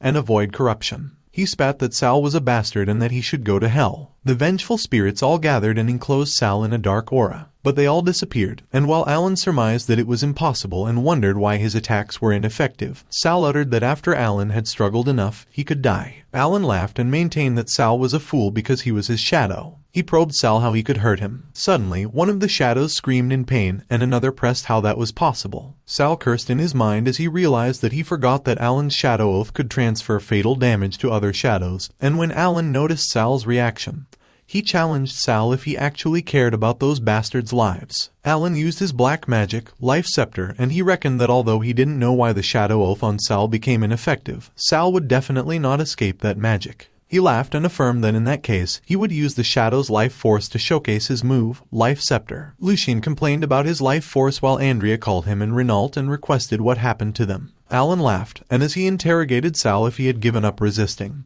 he conveyed that it was a shame because he would not stop punishing those bastards. Sal dug his sword on the ground. Recalling the fights he encountered, Sal professed that he refused to become an animal like Alan. Sal used his skill, Forbidden Magic, Blood Formation. He released a blood-like aura and destroyed Alan's scepter. At that instance, Lucien expressed that their life force were all back, and Renault signified that it was Sal and praised their boss. Suddenly, a dragon flew over the dueling arena, which worried the other shadows. The dragon broke through the protective orb of the dueling arena with ease. Sal prophesied that Alan should enjoy his breath because it would be his last. Sal declared that it turned out that the dragon was that mad too. Meanwhile, Hugh stated that it was the dragon armor, and as he inquired if the legend could really be true, Gloria questioned him what he was talking about. Hugh remarked that it was mentioned that if the dragon race could attune their will with their master, under the influence of intense emotions, they could completely alter their form and greatly enhance their master's abilities. On the other hand, Sal's dragon has transformed and has given him sharp shoulder pads. The dragon also wrapped around Sal's fingers. It protected his knees next. Lastly, the dragon fused with Sal's sword. Hugh commented that it was known as the dragon armor. Alan uttered that it was absolutely impossible because even if Sal had received the acknowledgement of that little beast, it was impossible for the two of them to synchronize their hearts and minds. He insisted that it must be illusion magic, so he would shatter the illusion immediately. Alan used his great forbidden magic and directed it at Sal. Sal voiced that what made their will connect together was their wrath towards Alan. He moved swiftly and eliminated the monster that Alan created with multiple slashing attacks. Alan panicked when he saw that Sal already charged towards him. He screamed in pain and opined that it was painful, and Sal revealed that the slash was for the innocent people whose talents Alan had stolen. Hera screamed Alan's name, but Leon called her and announced that she should sit down. Back into the fight, Alan expressed that Sal was a bastard. Sal continued to charge forward. He passed through the monster and indicated that it was for the shadow who died for Alan and for him, whose talent Alan stole and used to death in the previous life. Sal contended that it was for all the evil deeds Alan has done in the past,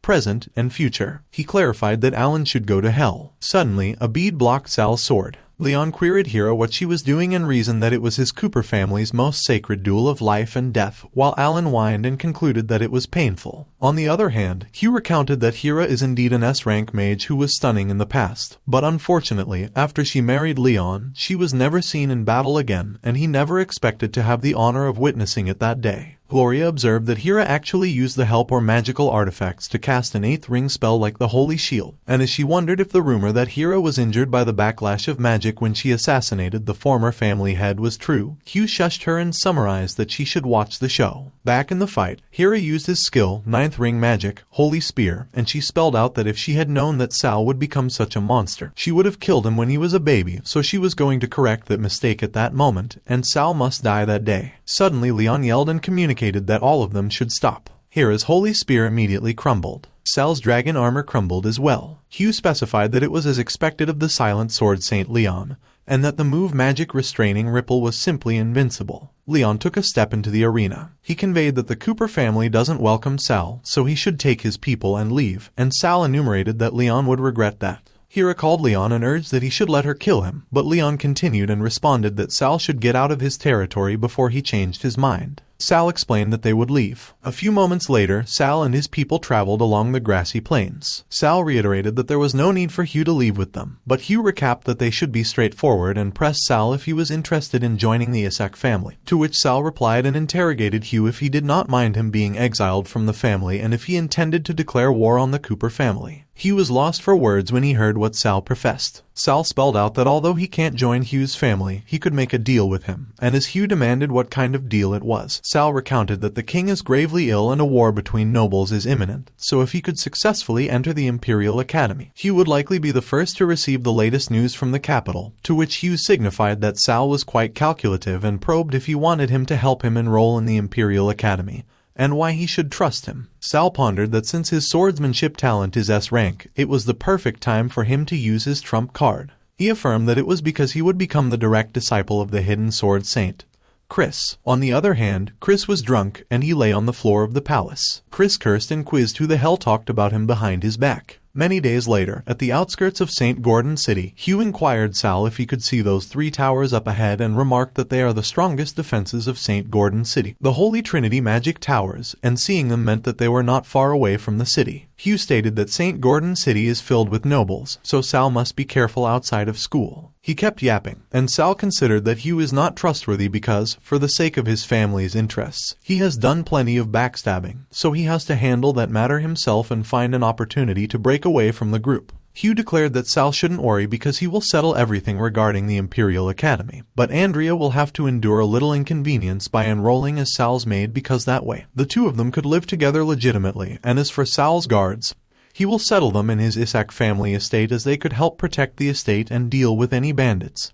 Things like that. When Sal heard about the bandits, he wondered if there were bandits near the imperial capital as well and surmised that there was an opportunity. Hugh noted that they might be called bandits, but they are really just the subordinates of the St. Gordon's nobles, who were quite a troublesome bunch, and as Sal mentioned that Hugh should leave the bandits to him, Hugh questioned about Andrea. Sal voiced that he would trouble Hugh to send Andrea to the Imperial Academy's School of Magic. Gloria called Hugh inquisitively, and Hugh announced that they should first take care of Sal's subordinates and settle them in the manor. A few moments later, Sal went deep in the forest and observed a building from a distance. Sal pondered that according to Angela's own account from her previous life, she should be around 7 years old at the moment, and she is secretly imprisoned in that bandit hideout. He reflected that Angela's father, Chris, has been desperately searching for her and is willing to spare no expense. Sal believed that if he saved Angela, he would be able to successfully become Chris' disciple. His dragon transformed and started wrapping around him. Sal wore his full dragon armor as he prepared himself to raid the bandit hideout. Meanwhile, the bandits trained in the open area. Suddenly, Sal's huge shadow loomed over them, and their instructor noticed it. In an instant, the soldiers that trained got their throats slashed. Sal used his swordsmanship inheritance first skill, a flash of blood and shadows. He charged deeper into the hideout and used his swordsmanship inheritance second skill. Sal used his skill, Blood Serpent's Frenzy. Suddenly, the bandit's boss, Plum, appeared, and he queried who dared to be so bold and pronounced that Sal should die. Sal managed to block Plum's attack with his sword. He used his swordsmanship inheritance third skill, Blood Shadow Slash. Plum recognized the blood magic sword, so he probed if Sal was from the Cooper family and if he knew who they were. But Sal did not let Plum finish his sentence, and he slashed his throat. Sal used his blood sword skill and summoned clones. He articulated that he didn't care who the bunch of evil bastards were. Suddenly, Mio arrived and called Sal's attention. Sal interrogated Mio how it was and if he found the place he told him about. He expressed that Mio should lead the way. A few moments later, Sal grabbed a stone on the wall and moved it. A huge boulder suddenly moved to the side and opened a path for Sal. Sal quickly walked down the stairs where Angela was. Angela immediately inquired Sal if he was a good person who came to save her, and Sal indicated that he was there to bring her to her father and ask him to teach him sword techniques. While he reckoned that Angela once mentioned that she could tell if someone was lying and could sense their true intentions, whether kind or evil, so he needed to be honest. Angela commented that Sal wasn't lying, so they should go. Sal carried Angela as they walked back up the stairs. He asserted that he was afraid that they wouldn't be able to leave easily. A skeleton colossus blocked their way. Sal called Angela and stated that the big guy on the outside is very powerful and he could only block his attacks once, so when he rushes out to attract his attention, she should run away as fast as she could, to which she agreed. He believed that the power of a 4-meter tall skeleton colossus is comparable to that of a sword saint, and the guy was almost 5 meters tall, so he called the dragon and declared that they really risked their lives at that time. Sal called Angela and remarked that she should get ready. Angela replied that Sal shouldn't worry because she is ready. Sal let out a deep breath. He quickly charged towards the skeleton colossus. The skeleton colossus swung its huge claws at Sal. It pronounced that Sal should die, while Sal voiced that Angela should run immediately. Angela screamed as she ran away. Sal noted that there was still one more move in that dragon armor, and it was the perfect time to test it out. He used his move, Dragon Armor Release, and forcibly deactivated the Dragon Armor state. Sal asserted that a mere skeleton colossus can't stop him on his path of revenge. He commented that at that moment he just needed to bring Angela out of there, but he trailed off when he saw that the skeleton colossus' attention turned to Angela. The skeleton colossus proclaimed that Angela should die and attacked her. A huge explosion occurred, and Sal called Angela with worry. Neo's wings suddenly spread into the sky. He did his best to pull Angela off the ground. Neo clearly struggled. He couldn't hold on to Angela any longer, and Sal quickly moved to catch her. Sal successfully caught Angela, and he carried her in his arms as they ran away from the skeleton colossus attacks. He cursed and muttered that it was a seal-type magic array, so he must destroy the array's core to escape. Sal revealed that with the damn thing chasing him, he doesn't even have time to scrutinize the array and find its core. Angela queried Sal if the array core he mentioned was located in an important area that others are not allowed to access, to which Sal responded and affirmed that she was right and inquired if she knew where it was. Angela informed that when the bandits let her out occasionally, there are 3 places they don't allow her to go near, and the building ahead was the closest one, to which Sal agreed and mentioned that they should head there first. Sal expressed that the skeleton colossus might be strong, but it's slow and could only use the skeleton cannon from a distance. He pointed out that he doesn't have the dragon armor on at the moment, so he would be seriously injured if he got scratched by the skeleton colossus. As they entered the room, Sal observed that it has been strengthened, but it probably won't last long. Suddenly, Angela called Sal and announced that the bow seemed to be calling her. Sal acknowledged all right and that they should see it. After Sal dispelled the dark orb that enclosed the bow immediately went to Angela, and she laughed. Sal questioned Angela if it was Sylph's blessings, to which Angela confirmed yes and that the skeleton colossus was almost there, so they should leave and go to the next place, and Sal agreed. Angela spoke that the second place was just ahead. Sal related that he found it, and it was right there. A huge black orb was set up in the middle of an array inside the room. A dark flame was contained inside the black orb. Sal breathed that it was impossible. He indicated that the mage who set up the array triggered the skeleton colossus's self-destruction. Sal called Angela and warned that he might lose his mind after using that move, so if he attacked her, she must find a way to protect herself, to which Angela assured that Sal shouldn't worry because she believes in him. He reckoned that he could only use that move, the swordsmanship inheritance 4th skill. Sal used his skill, Bloodbath Storm. He managed to destroy the skeleton colossus, who was in self-destruction mode. But the blood demon quickly got a hold of Sal's arms. The blood demon exclaimed that at that moment, Sal is his. Angela called for Sal with a worried tone. At the St. Gordon City Imperial Academy, Chris was still drunk and lay on the floor. A messenger suddenly reported to Chris, and as he stated that the Deathbringer of the second prince had left the city, he inquired if they should send people to follow them. Chris queried to confirm if the second prince, Sandry, was outside the city. He remarked that the messenger should take good care of his wine, as he was going to check it out himself and he would be back to drink it later. The messenger picked up Chris' bottle. He laughed and commented that Chris was finally free. On the other hand, Sal and Angela were still at the bandit's lair. Angela called Sal's name in a questioning manner. The blood demon possessed Sal's body again, and his eyes gleamed sinisterly. He swung his sword at Angela, and Mio helped her avoid the attack. Angela wailed as she called out to Sal. The dragon fired its dragon breath to stop the blood demon from approaching Angela. The blood demon swung its sword at the dragon as retaliation. Suddenly, Mio gestured for Angela to use her bow. Angela recalled what Sal declared to her earlier about her protecting herself. She pondered that Sal shouldn't worry because she will definitely survive. Angela fired her arrow at the blood demon. The blood demon swung his sword at Angela, and Mio dragged Angela again to help her dodge it. Neo and the dragon both tried to protect Angela from the blood demon. The blood demon laughed and pronounced that Angela was such an alluring little apple, so he wondered which part he should eat first. Angela considered that she couldn't move another step. The blood demon voiced that such pure blood should spill from a chest that is torn apart and flow slowly into his throat. Angela mentioned that Sal shouldn't be sad, as he has done his best. Her tears fell down on Sal's face. Angela's tears created a ripple in Sal's consciousness. Sal woke up and noted that the blood demon was going too far. The blood demon asserted that it was impossible for Sal to break free on his own. He insisted that Sal should stop resisting because he can't stop him and his mind will never be free from his control. Sal observed that the blood demon was right and that the influence he has on his mind is truly terrifying. But one move was all he needed. He used his skill, Blood Feast, to which the blood demon retorted no and that he destroyed himself, so he shouldn't even think about becoming a swordsman in the future. Sal explained that the blood demon shouldn't worry because Chris will help him resolve those problems, and very soon he will be dealt with too. But the blood demon indicated that Sal shouldn't place his hopes on others because he will definitely regret it. A few moments later, Sandry's Deathbringer arrived and proclaimed that Sal was the one who dared to bring troubles to His Highness. He affirmed that Sal should die. Angela quickly protected Sal and responded that Sandru's Deathbringer shouldn't hurt him. Suddenly, Sandru's Deathbringer saw his hand get sliced into pieces, and he questioned how that was possible. Chris arrived and conveyed that Angela has suffered all those years and he came too late, so she should come and they should go home.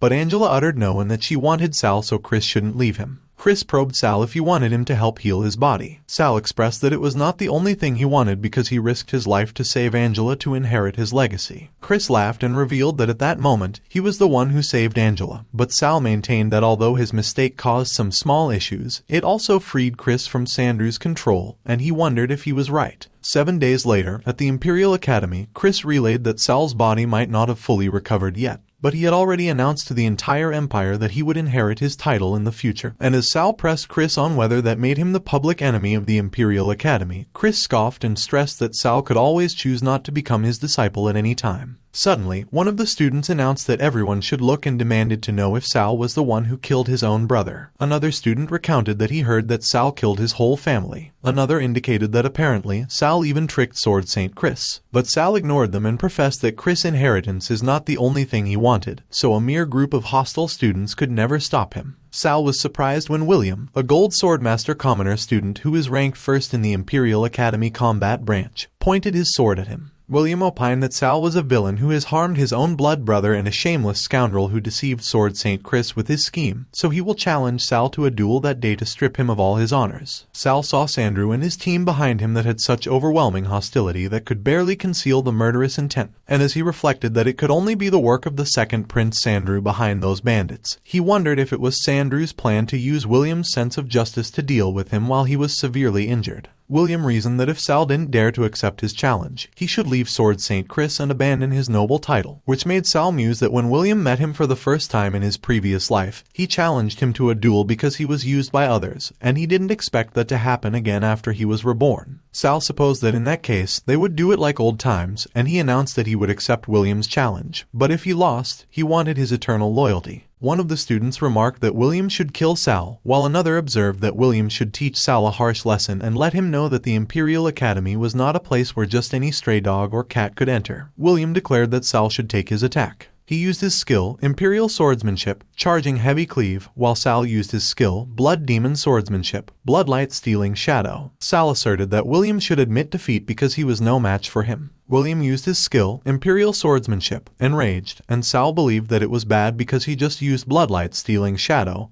and needed at least 10 seconds before he could use it again. William quickly swung his sword and used its momentum to maneuver his body as he lunged towards Sal behind him. Sal deemed that it was William's ultimate combo, and he was surprised that William actually mastered that move back when he was at the Imperial Academy. William used his hand to balance himself as he made an abrupt stop after missing Sal. He immediately jumped off the ground and used his skill, Swallow Return. William stated that Sal should repent for his evil deeds and used his skill, Heavy Cleave. Sal smiled when he remembered what Chris told him. Chris noted that blood magic is different from other forms of magic, and in Sal's current physical condition, he could barely manage the second technique of the Blood Demon Swordsmanship, which is at the level of a Silver Sword Guardian, so if he uses his third technique, it might not only trigger the Blood Demon Phantasm but also cause his fragile, newly recovered body to collapse again. Sal silently apologized as he considered that William's loyalty is something he is willing to bet his life to get. William mentioned that it was over, but Sal managed to dodge his attack just right before it hit. Sal used his Blood Demon Swordsmanship third technique,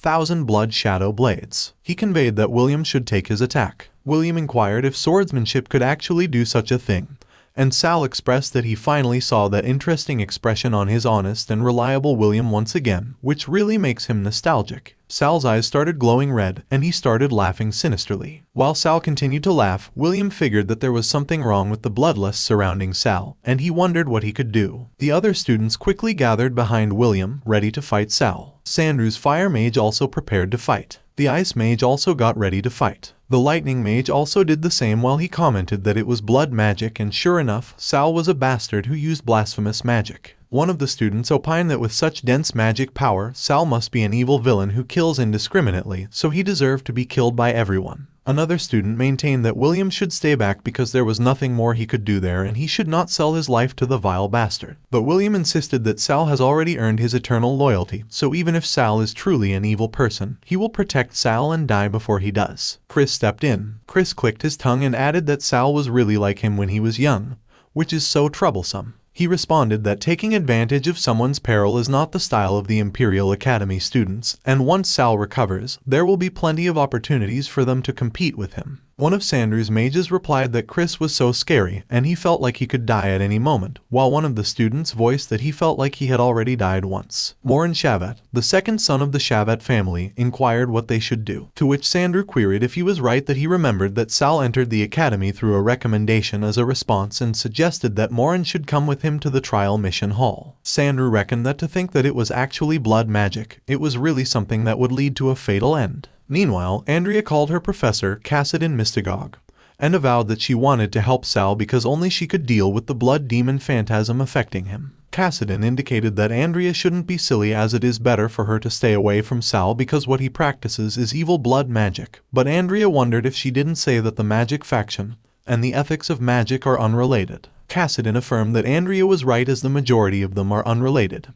However, blood magic is different from other magic. On the other hand, Chris averred that blood magic is different from other magic, so if Sal wanted to master the blood demon swordsmanship perfectly through blood magic, he must possess absolutely perfect mental power, willpower, and physique. Chris recalled that he went through great pains to help Sal recover those past 7 days. He also recalled that he taught Sal how to use the bloodline magic power of blood magic to replace physical strength in using blood demon swordsmanship and in controlling and enhancing his body. Chris probed if it was how he would repay him, by using his body, which hasn't fully recovered yet, to do something reckless, and who was going to settle his vendetta with the Cooper family if he wanted to cripple himself so badly. Sal proclaimed that of course he is not that naive, but some things are worth risking everything for, and as he challenged if he didn't agree. Chris interrogated what would happen if he died and if he harmed others, and Sal contended that he believed that Chris would not tolerate his disciple heir going mad and committing a massacre. The head of the Combat Academy branch, George Brandon, cleared his throat, and as Chris pressed what he was doing there when he didn't welcome him in there, George confirmed that he was outside the room. George attested that Sal is a noble recommendation student, and according to the school regulations, he would request him to complete the trial mission within 1 week to prove his eligibility to stay at the Combat Academy. He argued that Chris shouldn't let his little schemes affect the normal teaching order of the school because the headmaster may be lenient with him, but he won't. Sal quizzed if he had a feud with George, to which Chris scoffed and uttered that it was just a blade that anyone could use. An old stubborn fool who was lucky not to die by his hands, so as long as Sal didn't break the rules, he wouldn't need to care about George. So Sal queried if he would go and complete the trial mission as fast as possible, and Chris advised that Sal should go and make his preparations because if the mission is personally arranged by that old stubborn man, he is afraid that it won't be easy. At night, at the entrance of the wilderness secret realm, Sandru posited that the trial mission that the old stubborn man assigned to Sal is in that secret realm, so Morin should go in ahead of time and pour the potion into the water source. The beasts on the secret realm all started looking sinister, and they emitted a dark aura. Sandru recounted that as for how crazy Sal will get, it will all depend on when Chris stops holding back and moves to kill Sal. The next day, Sal declared that he planned to find William after accepting the mission, and William remarked that he was afraid that the mission wouldn't be easy to complete. But Sal stated that he knew that long ago because George dislikes his master, so George will intentionally make things difficult for him.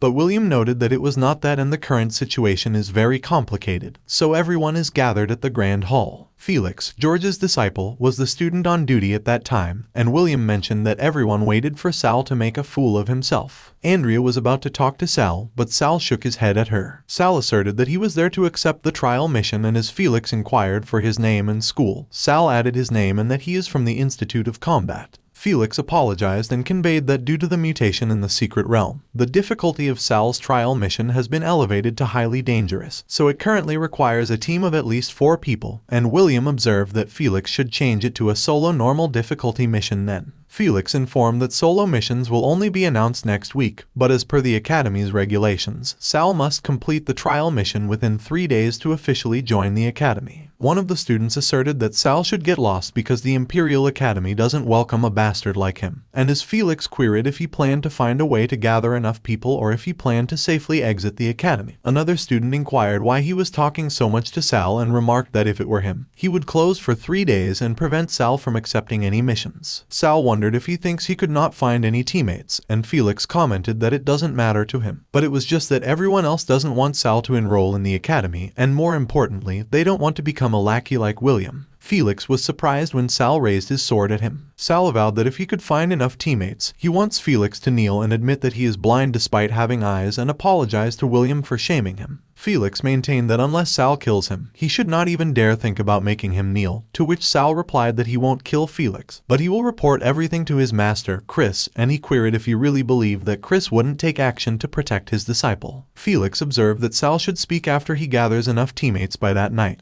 But Sal added that there was no need if it was just an adventuring party of 4 people. Andrea introduced herself and declared that she is from the Institute of Magic, while Gloria introduced herself and stated that she is from the Institute of Combat, and both of them noted that they are willing to join Sal's party. Sal addressed Felix as the senior with squinty eyes as he exclaimed that Felix should take a moment to register the mission, and he should kneel and apologize. As Sal inquired if he wanted to make things difficult for him and if he was prepared to bet his life on it, one of the students queried how Sal could do such a thing, while another student mentioned that as expected, a villain is a villain because Felix was merely following the rules and Sal resorted to using Chris's name to bully others. As Sal and the others walked away, William stated that Sal doesn't actually have to go to that extreme for his sake, but Sal insisted that William should remember that as long as they did not do anything wrong, they must not let trash stand above them and do whatever they wanted, and he will never do anything wrong. Meanwhile, Felix proclaimed that he wanted to go over and kill Sal personally, but George declared that Felix must follow the rules. He observed that Felix should remember the shame he felt that day and convert it into strength because that way, he would be able to extract Sal's life away like the Grim Reaper while following the rules, and Felix consented. On the other hand, Sal and his group arrived at the dense forest of Medusa. The 4 of them stood in front of a portal. William recounted that it was the dense forest of Medusa, and apparently, the inheritance of the ancient enigmatic sorcerer Medusa was hidden there. But the Academy has had that secret realm for hundreds of years, and no one managed to find the rumored inheritance. He stated that the dense forest consists only of that mountain forest. The exit is at the lake on the mountaintop, and the base of the mountain is the most dangerous part of that secret realm, where it is said that nightmare-level magical beasts equivalent to titled sword saints roam. William commented that the closer they get to the summit, the safer it becomes, and near the top, there are only low-level monsters, so if they stay near the pond, they don't need to fear magical creatures as they won't attack unless provoked. He informed that the mist within the forest is poisonous, and a gold swordmaster could withstand it for about 10 hours due to their physique.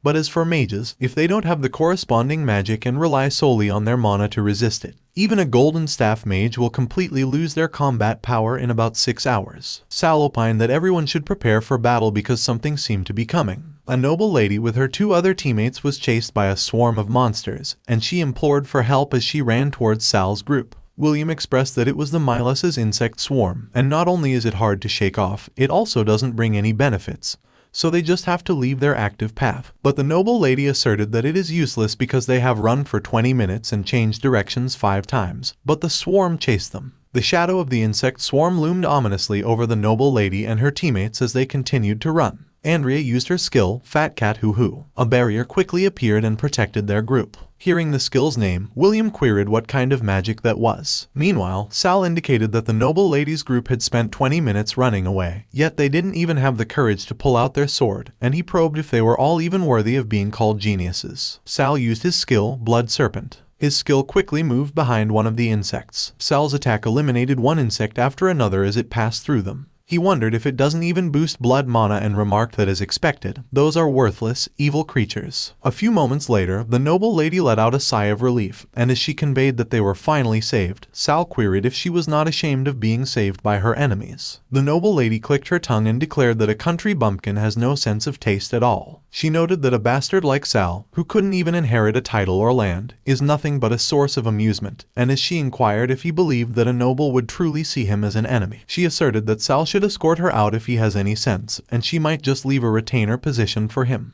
But the noble lady noticed the monsters behind Sal and William, and she queried what those were. Gloria commented that they must be the monsters that were attracted by the insect swarm, while William observed that everyone should be careful because something was wrong with those monsters. A huge paw with sharp claws emerged from the dark mist. The huge monster appeared in front of Sal's team and roared ferociously. Sal affirmed that it doesn't matter because he just has to kill them all one by one. The Cooper family's blood demon swordsmanship is a type of swordsmanship inheritance with blood magic as its core. Because it uses magic instead of physical strength, the blood demon swordsmanship techniques are bizarre and unpredictable, making them difficult to defend against. Sal used his skills, Rock Pierce and Bloodlight Stealing Shadow, because for a wielder of blood magic to increase their magic capacity, much like a warrior strengthens their body, they only need to kill. He lunged his sword into the monster's mouth, and it pierced through its head. Sal controlled the blood, used the blood, absorbed the blood, and evolved the blood, as it was the core of the blood magic. While a blood mage cannot advance rapidly due to their fragile body, a blood swordsman bears no such weakness. No matter how much magic is in the blood, under the secret techniques of the blood demon swordsmanship inheritance, it will only make a blood swordsman even stronger. The only problem was that the malice of the deceased towards the living, lingering in that blood, would condense within the body into an eternal blood demon phantasm, and it was an eternal curse that only those with an indomitable will could suppress. Andrea inquired if he was alright. Sal stated that Andrea shouldn't worry because with Chris regulating his power, there was no way he wouldn't be fine against those mere high-level magical creatures. But Sal groaned in pain. A whirlwind of dark blood emerged from his body, and Sal screamed in pain. Andrea quickly used his skill, Wall of Stars, to protect the group from Sal's dark blood. Gloria queried if it was like that time in the dragon lair, and Andrea replied no, as it feels different at that time. The noble lady inquired what was there to be conflicted about if it wasn't common knowledge that those who practiced blood magic would all eventually descend into madness, and declared that the first and second heads of the Cooper family went mad because of blood magic, so it was remarked that the current head became the Silent Sword Saint to isolate the influence of blood magic on the family's bloodline. Andrea requested for her starlight to combine for her, and as she used her Starlink technique, the noble lady clicked her tongue and observed that it is useless to use that kind of spiritual resonance technique on a lunatic like Sal, so Andrea was really courting death. Andrea's eyes turned red. At Sal's spiritual world, the blood demon clicked his tongue and asserted that he didn't think that there was really someone willing to risk their life to save Sal. Andrea probed what it did to Sal. The blood demon asserted that it wasn't him. It was Sal who ate something he shouldn't eat. He declared that the first Cooper who created him was killed by that very thing, and as he interrogated if she still wanted to save Sal, he noted that Andrea should let him plant a blood demon seed in her heart, and he will tell her how to save Sal. But Andrea was already using her skill, so the blood demon laughed and remarked that people like her are always the dumbest, too kind for her own good. Ignoring the blood demon, Andrea just considered Sal and that she would definitely save him. Andrea used her skill, Starlight Purify, Streamlight technique, to wake Sal up. The noble lady maintained that using a 7-ring starlight spell at such a young age, Andrea must have spent all her time on training, so she is truly a peasant who doesn't know how to enjoy life. Gloria commented that the noble lady should either come over and help or she should shut her mouth and hide at the back, which made the noble lady click her tongue. Meanwhile, the dark blood surrounding Sal slowly subsided. The blood demon clicked his tongue and declared that Sal was actually rescued by Andrea, so he was such trash. Sal retorted that the blood demon should get lost. But the blood demon continued to click his tongue and added that if he hadn't promised Andrea to save Sal, he wouldn't have bothered showing up in that disgusting place. The blood demon expressed that he will only teach it once so Sal should remember it well. He noted that Sal should identify the differences between the blood and determine what exactly made him lose control. And if Sal let that kind of thing enter his bloodstream again, he would kill the girl he cared about, and he pressed if he understood. A huge, red crystal was formed after the blood demon condensed the dark blood that Sal released. The blood demon proclaimed that he and Sal will see each other very soon. Sal warned that the next time the blood demon sees him, he will regret it. He used his skill, Blood Serpent Violent Feast. Sal eliminated all the monsters in one fell swoop. A few moments later, Sal started condensing the blood of the monsters he killed into a huge, red crystal, the same as what the blood demon created earlier. A golden pillar of light appeared at the mountaintop. The noble lady stated that a half-saint level powerhouse entered the secret realm, so the school must have realized the situation and sent a teacher to fetch them. But Sal wondered why a half-level powerhouse would be deployed if something has changed in the trial mission,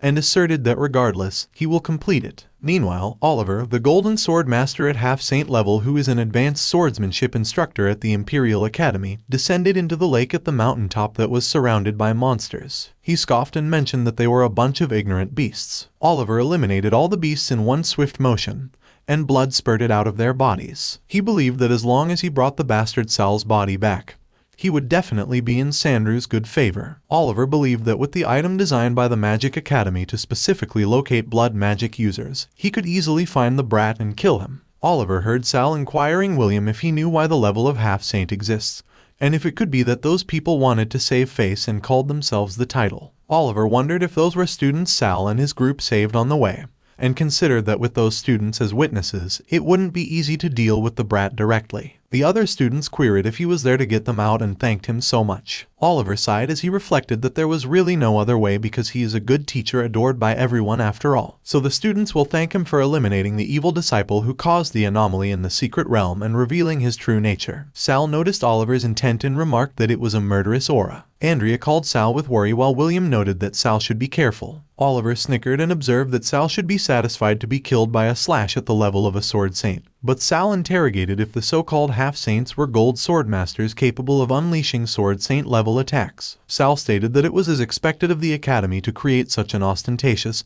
but impractical thing. Oliver probed if Sal actually didn't die and if it was the true nature of blood magic, and as he declared that he would kill Sal again. Sal reckoned that the blood demon phantasm previously taught him to detect poison in his bloodstream using blood magic, but what Oliver was using wasn't poison. Sal surmised that it was something different. He deemed that it was the way Oliver's internal power operates, and by sensing that, he could see through Oliver's moves and actions, and once he understands the mechanism, he might even be able to replicate others' techniques in the future. Andrea used her skill, Fat Cat Hoo Hoo, and repelled Oliver. William quickly used her skill, Empire Sword Technique, and attacked Oliver from behind. Oliver struggled as he blocked William's attack. He cursed as he presumed that Sal was harder to kill than he imagined, and William's attacks were also harder to deal with than usual, so it looked like he could only use that certain move. Oliver swung his sword and attacked the lake as he figured that all of the students should die. His attack disturbed the water and created huge ripples. A five-headed monster emerged from the lake. Oliver wondered if he was right that the student would be grateful to the teacher for arranging that real battle training. One of the students cursed and mentioned that Oliver is going to kill them. Another student opined that it was impossible because Oliver wasn't that kind of person.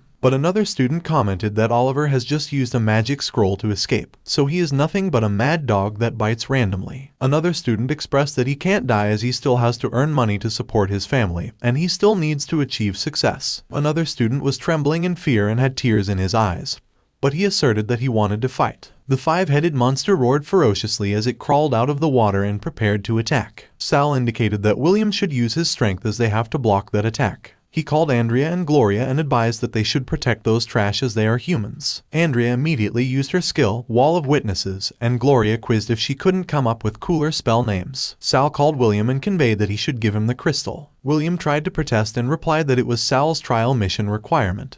But Sal maintained that if they don't kill the monster, he will fail regardless, so William should give it to him. Sal assessed that it was a disaster-level monster, so if he used techniques at the level of the Blood Shadow Blades, it would definitely give the Blood Demon an opportunity to take control of his body. But he wondered what would happen if he used swordsmanship and magic below the silver level. He called William and urged that he should cover him because he needs some time. William quickly blocked the monster's attack and protected Sal. But the monster's attack was so powerful that it sent William flying. All the heads of the monster loomed over Sal, and their eyes were all focused on him. William used his skill, Empire Sword Technique. He inquired how much longer he needed to fully absorb the blood magic crystal. Sal stated it would be a few more minutes. Meanwhile, Gloria used her skill, Destruction Sword Dance Symphony. She was exhausted and started losing consciousness. Andrea called her and remarked someone should save her. Sal used his blood technique to catch her from her fall. He declared that the magical beast's time of death has come. He used his skill, Blood Flame Savage Serpent Slash. His attack hit the magical beast, and it screeched in pain. It was simple. It got cut in half and was burned by the flames. A few moments later, the flames died down and the smoke began to settle. Louis and the other students were all exhausted, and they struggled to stand. He asserted that Sal was the devil who practices blood magic, the evil spawn who abandoned his family, and the bastard who harmed his brother, and William responded no. But Louis yelled as he raised his sword. He plunged it on the ground. He explained that without Sal's help, he would have already been dead, so he requested that he accept his sincerest apology and gratitude and forgive his past foolishness and ignorance. The other students followed and requested that he accept their sincerest apology and gratitude. The noble lady suddenly commented that everyone should look and queried what it was. There was a huge insect swarm in the sky. Sal used his skill, blood vision. The insect swarm must be hiding some kind of secret. He called Andrea and observed that she should protect herself and take care of those students as he used his skill, bloodlight stealing shadow. He dove into the lake. He could see that the so-called Medusa swarm is just a tool for harvesting life force. The real goal was to use the heart within the magic formation to resurrect the mage named Medusa. He cursed the lunatic and added that it was black magic again. A bastard who steals others' life force to prolong his own life is better off dead, so he ordered his blood serpent to go and cough up a violent feast. Back at the surface, one of the students probed if his stamina had recovered, and another mentioned that his magic had recovered too. One of them noted that they should look, and as he interrogated if that wasn't the secret realm door, Sal affirmed that he didn't expect to find the exit by accident. Meanwhile, Oliver was thinking that everything that happened in the secret realm must not be spread outside. Otherwise, Sandru's plan to take over the academy will be affected, and he won't be able to gain a foothold in the academy anymore. Sure enough, everything is always going to develop in a worse direction because the door of the secret realm opened before schedule, and he wondered who survived. He will have to go all out to prevent any mistake. One of the students remarked that the door opened, so once it's stable, they will be able to leave, and another added that it was great because he doesn't want to spend any second in that place. Andrea queried if he was back and if he was alright, and he explained that he was the same as them. His stamina and mana had all been fully recovered, and he even found two things at the bottom of the lake. She noted that the crystal bottle has the scent of that strange poison inside the monsters' bodies, so it must have used to hold the poison, and that type of crystal bottle is very rare, so she will go back and ask her teacher to take a look. Perhaps they will find some clues. He thanked her. William observed that looking at that size, that should be the disaster-grade magic crystal left behind by the five-headed dragon, and it is a shame that those earlier magic crystals were used up, and they can't stay in that place with the poison mist lingering for long, so he was afraid about their mission. Louis chimed in and suggested that those were the magical crystals he had collected before and Sal should use them to complete the mission. The other students agreed that he should take theirs too and thanked him, which made William think that Sal is finally accepted by everyone, which is great. A few moments later, Oliver inquired why the student couldn't just die quietly in the secret realm. Suddenly, Sal warned that it was bad. He used his skill, bloodlight stealing shadow, and dodged Oliver's attack. Oliver shouted that he should die. Andrea probed if he was alright, while Gloria urged that he should let her help him. He used his skill, blood vision, and declared that he had seen Oliver's death. Oliver roared that Sal was a bastard, so he should die, but Sal retorted that the person who should die was him. As their swords met, both of them were sent flying by the impact. As Sal managed to land on the ground, the crystal bottle fell out of his pocket. Suddenly, George commanded that everyone should stop. He challenged if he even realized what he was doing, and he believed that he was a brainless fool who was ignoring the rules and was nothing but a burden. And as long as he completed Sandru's mission, the lives of a bunch of students didn't matter to him. Oliver countered that he is killing the evildoer who poisoned the secret realm. One of the students wondered if he was poisoned, while the noble lady inquired if he had any evidence, and he replied, of course. It was a magic scroll personally created by Albus. It could identify the scent of the poison, so if the culprit is among the students, the scroll would find him immediately. The light from the scroll quickly found the crystal bottle Sal dropped. One of the students argued if Sal really poisoned the secret realm and proposed that it was impossible because he just saved them. Another student proposed that perhaps he used a taboo substance for the sake of completing his mission, and took the opportunity to save them at the same time, completely turning his reputation around. Louis doubted if there was really such a despicable person. George snickered and reckoned that they were a bunch of fools and they let themselves be manipulated so easily, destined to remain pawns their entire lives. He pressed if there was anything he wanted to say, and Sal answered that it was always easy to frame someone for a crime by finding a pretext. If he wanted him to do nothing about it, he was dreaming. He wondered how he was so fast and if it was the power of a true sword saint. He cursed that he actually couldn't use his strength after being grabbed by him, and he couldn't even control his magic. George stated that according to Article 367 of the Academy rules, faculty and staff have the right to kill anyone who attacks school staff without reason, so the direct disciple of Chris should accept his punishment. But Albus quickly blocked George's attack. He remarked that he should wait because it wasn't the time. George stated that he should look at it as it was found in Sal's possession using the magic scroll he gave him. Albus used his skill, advanced appraisal technique, and saw that it was actually the secret poison used by the royal family to target blood mages, so Chris really took in a very troublesome person. It doesn't prove anything, so they still needed to imprison them in the dungeons and investigate slowly. It is better to imprison them at first. Otherwise, Sal will be targeted by a constant stream of murderous intent. George tried to protest, but he declared that it was enough and they would investigate when they got back, and they should not make a fool of themselves. One of the students queried if Sal was the bastard who used the poison or not,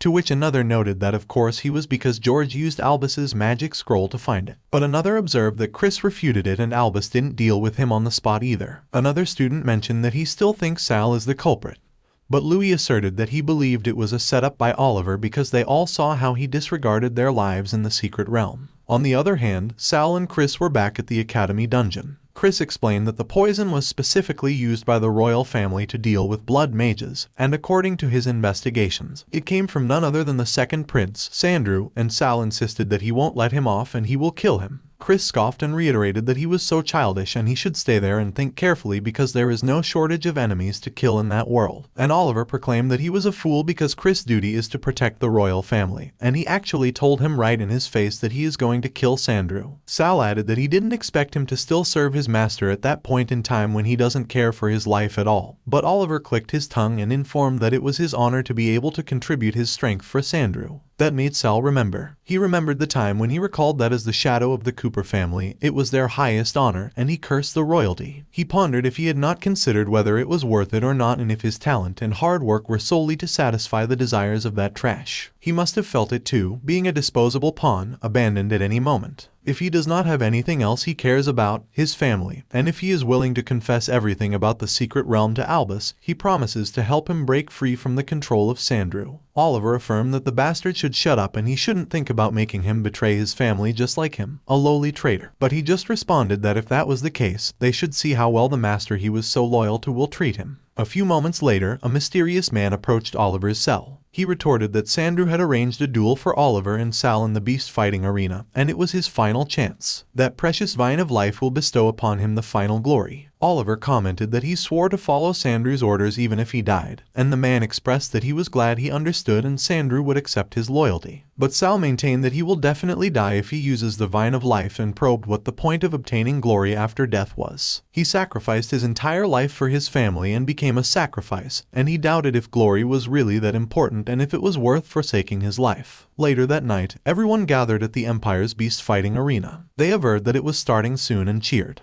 The host heralded that that night's duel would follow the most ancient rule. The two warriors will fight under the attack of a magical beast, and whether by killing their opponent or teaming up to slay the beast, the last warrior standing will receive their cheers and a reward from their highness, Sandrew. The magical beast was about to awaken, and the duel officially began. Oliver professed that he has already seen through Sal's blood magic sword technique, so as long as he expands his area of impact, his bloodlight tricks will be useless. But Sal was able to easily block his attack. He inquired how that was possible, and Sal challenged if he knew how powerful a 4-year-old who is painstakingly trained in the sword and possesses an S-rank sword talent was. His body has fully recovered, so it was time to test Chris' sword technique inheritance. He used his skill, Silent Slash, and voiced that he has recovered his full strength so he can't defeat him. Meanwhile, Sandrew was wondering why Oliver wasn't using the potion, and he called someone to bring Grace over. Grace is Oliver's mother and Sandrew's cook. Oliver wondered what Sandrew was going to do with her if he failed. He looked at the potion bottle with hesitation. He can't fail. The veins in his body immediately popped, and he released an ominous aura. The magical beast started attacking them. Oliver requested for Sal to die for his mother, but he requested for him to help her separate his mother from Sandrew,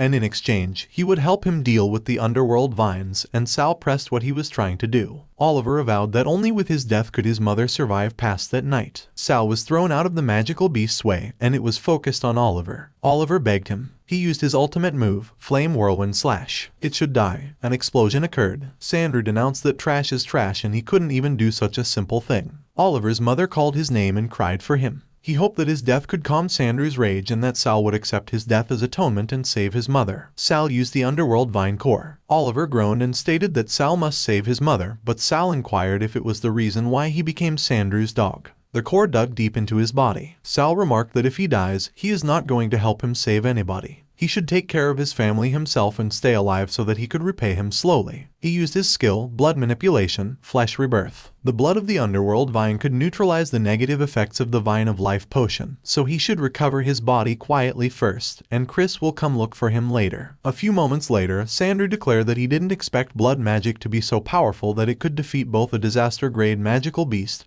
and a half-sword saint at the same time. As the victor of the duel, he could ask for a reward from him, and he queried what he wanted, if it was treasures or perhaps he would like to beg for a pardon for his crimes. Sal noted that he wanted grace, and Sandru probed what part of the servant caught his eye and if he still wanted to take revenge on Oliver by targeting his family. As he expected, he is indeed a natural blood magic cultivator. In his bones flow greed, bloodlust, and a desire to wreak havoc on everything, so he should join him and become the new blade in his hands. Sal wondered if he is always so fickle towards his subordinates and commented that Oliver obeyed his orders, but after he died, his family immediately lost protection. Sandru walked towards Sal. He observed that Oliver's death was a tragedy, and Sal demanded what would happen if he didn't want to follow his orders. Sandru pressed if he refused and uttered that blood mages are born to be scorned by the world and only those who possess high authority could protect him, so he should become his sword. Otherwise, he will be expelled from the academy for being the mastermind of the Secret Realm incident. One of his knights mentioned that he is bestowing his grace, yet Sal wishes to refuse, and with such disrespect, he should die. Sal quickly blocked the knight's attack. The other knights asserted that there was an assassin, so they should protect Sandru. Oliver and Chris barged into the room. Grace called her son and sought to know if he was still alive. Sandru interrogated if he actually didn't die and expressed that he is a cowardly traitor, so he should go to hell. Sal indicated that the person going to hell was him. He quickly moved past the knights and used his skill, Bloodlight Stealing Shadow, to cut their limbs. He conveyed that it looked like Sandru's authority was not useful at all. Sandru challenged why he wasn't immediately killing the assassin who was trying to assassinate a member of the royal family as the captain of the royal guards and if he wanted to become a traitor too. Chris unsheathed his sword.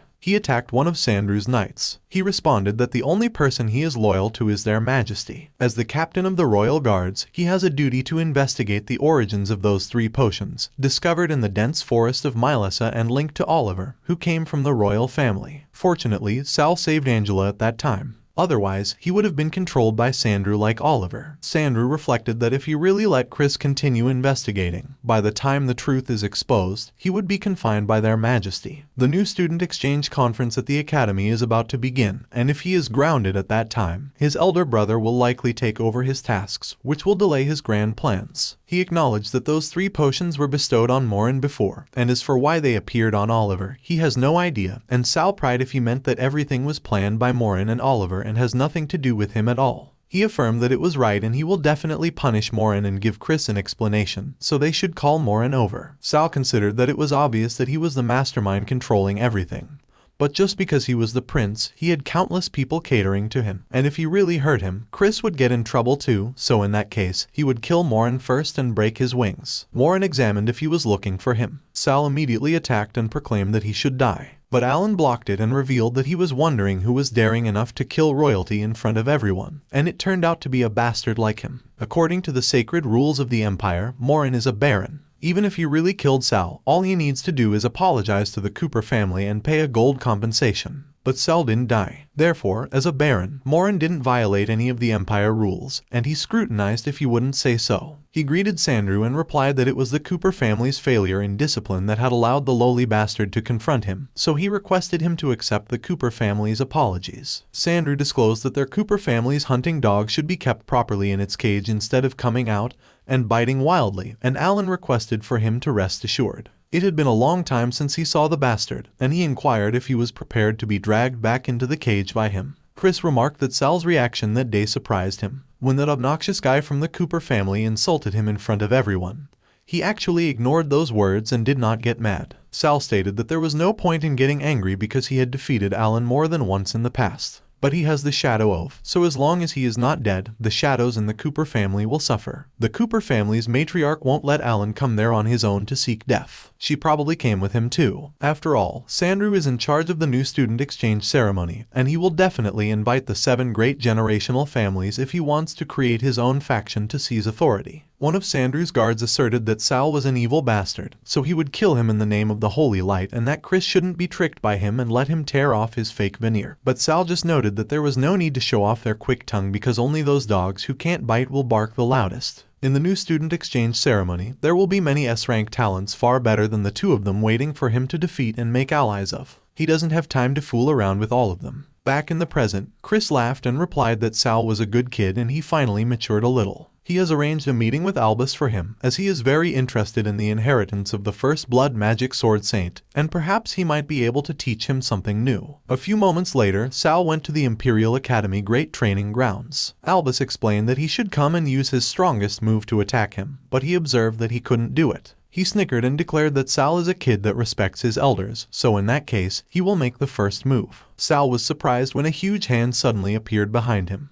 Albus was using magic without incantation. Thank goodness he had blood magic act as a buffer because that force was no less than a sword saint slash at full strength. Albus summoned his training magic puppet Model S and mentioned that he might not be as powerful as his peak, but he was still more than capable of dealing with a gold sword master, so he should feel free to use his full strength. Sal commented that he will go all out and requested for him to show him his skills. He used his fourth technique, Bloodstorm of Carnage, and Albus responded that it was very flashy, but the effects leave more to be desired. It is extravagant but not practical, so it would be better if he concentrated it a bit more. If it was burning his own blood energy to increase his damage. Sal used his skill, Blood Flame Savage Serpent Slash, but Albus retorted that it was too reckless and the Blood Demon puppet would take the opportunity to devour the host. The Blood Demon laughed and added that it was good, so they should kill. Albus informed that Blood Demon feeds on flesh and blood, so Sal burning his blood energy will only strengthen the abilities of it and force the activation of a more advanced blood magic sword technique, causing his own blood to be continuously depleted, which ultimately led to a backlash from it. It opined that the old thing should let him go because he wanted to kill them, all of them, and Albus cautioned that it even has consciousness, and its tone was just like the little Bled Cooper back in the day. Chris called Albus and instructed that things can't go on because Sal can't last any longer. Albus claimed that he shouldn't panic because he knows, and in order to protect Sal, he has to temporarily imprison it. Before Sal could master the power of the Blood Demon puppet, he was forbidden to use blood magic. Sal affirmed that the new student exchange ceremony is about to begin and inquired if he can't use the techniques he is most familiar with. Chris indicated that it was the reason why he had to master it quickly and the core of blood magic was controlling blood, so he would give him special training from that point onwards, while Albus assured that he had become addicted to blood magic sword techniques.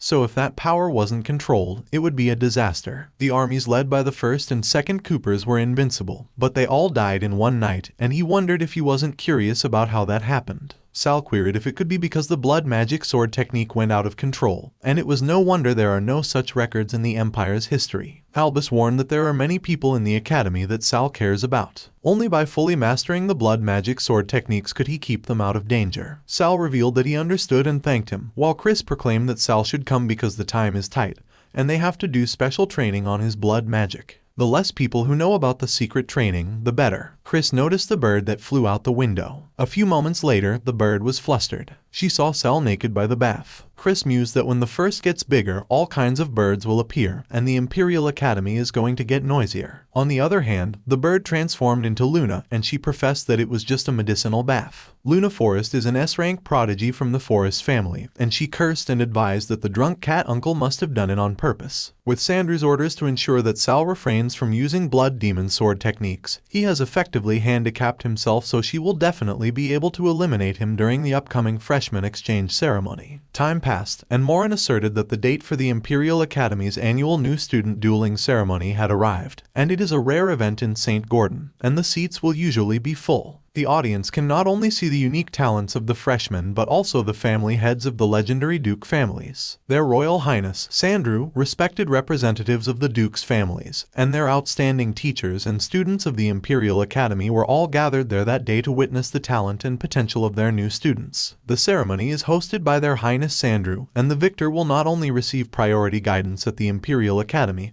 but will also earn his appreciation and have a wish fulfilled. Sal believed that Sandru's intention of recruiting people was really clear as day, but that wish came at a great time because if he wins that competition, the Cooper family's downfall is going to get quicker. Morin declared that the dueling competition is divided into preliminaries and elimination matches. The 8 students who earn the qualifications from the preliminaries shall advance to the 1v1 elimination matches, where the victor will be decided. The preliminaries will follow the old rules. The first 8 students who cut off the Hydra's head and bring it out of the arena will advance to the elimination matches. The competition began. It was so fast that one of Hydra's heads had already been cut off, and it looked like nature magic, which is rarely seen in the academy, so he inquired who did it. Sal considered that Luna mastered both the magically forged arrow and raven transformation at such a young age, and her talent must be S rank, so the newcomer from the forest family is pretty capable. Sure enough, the new student's dueling ceremony has hidden talents. Suddenly, an axe came flying towards the Hydra's head. Luna wondered who it was who dared to steal the loot of the forest family, and Thoradin laughed and thanked his little raven sister for giving him the qualification to advance. Thoradin pulled the chains holding his axe. He remarked that he shall accept it with pleasure. Luna noted that he is courting death, while Sal reflected that it was interesting, and he wondered who would win, the kings of the forest family, or the king of storms, the Drank family. Thoradin commented that Luna is full of hot air and queried how that attack could break his defense. She should be careful not to lose too much hair and become bald. And Sal mused that it was as expected of a member of the Drank family, who had the reputation of having a monstrous defense. Warren stated that the first place was Thoradin, earning the qualification to advance to the elimination match. One of the students affirmed that he was so strong, and another probed if he won quickly, while Sal reckoned that the Hydra is more dangerous than the five-headed dragon in the secret realm. But fortunately, there is a seal suppressing it. Otherwise, it would be troublesome. Gloria suddenly explained that it was just a sneak attack trick and that they should watch her. They shouldn't let the northern barbarians look down on their empire's warriors, and Sal presumed that it was as expected from the Isak family, once known as the king's right hand in his past life. On the other hand, William mentioned that they should kill, and it was the home court of their imperial academy, so everyone should charge. The Hydra has been enraged, so they should defend themselves immediately, and Sal conveyed that Andrea should be careful. The Hydra should back off. Andrea expressed that Sal is incredible because his sword energy is strong enough to slash through a magical beast, and he supposed that the Hydra's true powers have been heavily suppressed, so it looks like the Academy doesn't want to see any Earth in the preliminaries. William suddenly called Sal and informed that he finally got one too, and Sal imagined that it was nice because once he gets another head, all members will successfully advance. It is rare for the Hydra to be suppressed to that extent, and apart from the head, he wanted to retrieve something else. He called Andrea, Gloria, and William and uttered that all of them should get back because he would use it as training, to which they agreed and observed that he should be careful. He swiftly maneuvered and dodged the Hydra's attack. Although he couldn't use his blood magic, he was able to withstand the Hydra's attack since his body had strengthened. He went and grabbed the head of the Hydra that was about to release its blaze magic attack. It should have a taste of its attack itself. The Hydra's rapidly regenerating shield has been shattered by its own strongest attack. When 8 of the Hydra's heads are cut off, it will consume the center head's energy to instantaneously regenerate the other heads. That will lead to the Hydra entering a state of extreme weakness. At that moment, he just needed to use the sword to cleave at the Hydra, and if he used the blood magic resonance taught by Chris, he would be able to obtain the Hydra's rapid regeneration ability. But Alan blocked his final attack. He laughed and responded that Sal is as foolish as always. He tried to challenge the most difficult head but ended up in a miserable state and also missed the final qualification. He suggested that he kneel down and beg him because no one knows. He might let him have it. Sal replied that his skin is quite thick. Alan voiced that if Sal didn't care about advancing, he challenged what about his companions if he did not care about them either. Sal broke free as he called Alan's name. At that moment, the Hydra also broke free from the seal. The Hydra quickly regenerated and grew so many heads. Sal indicated that Alan was courting death.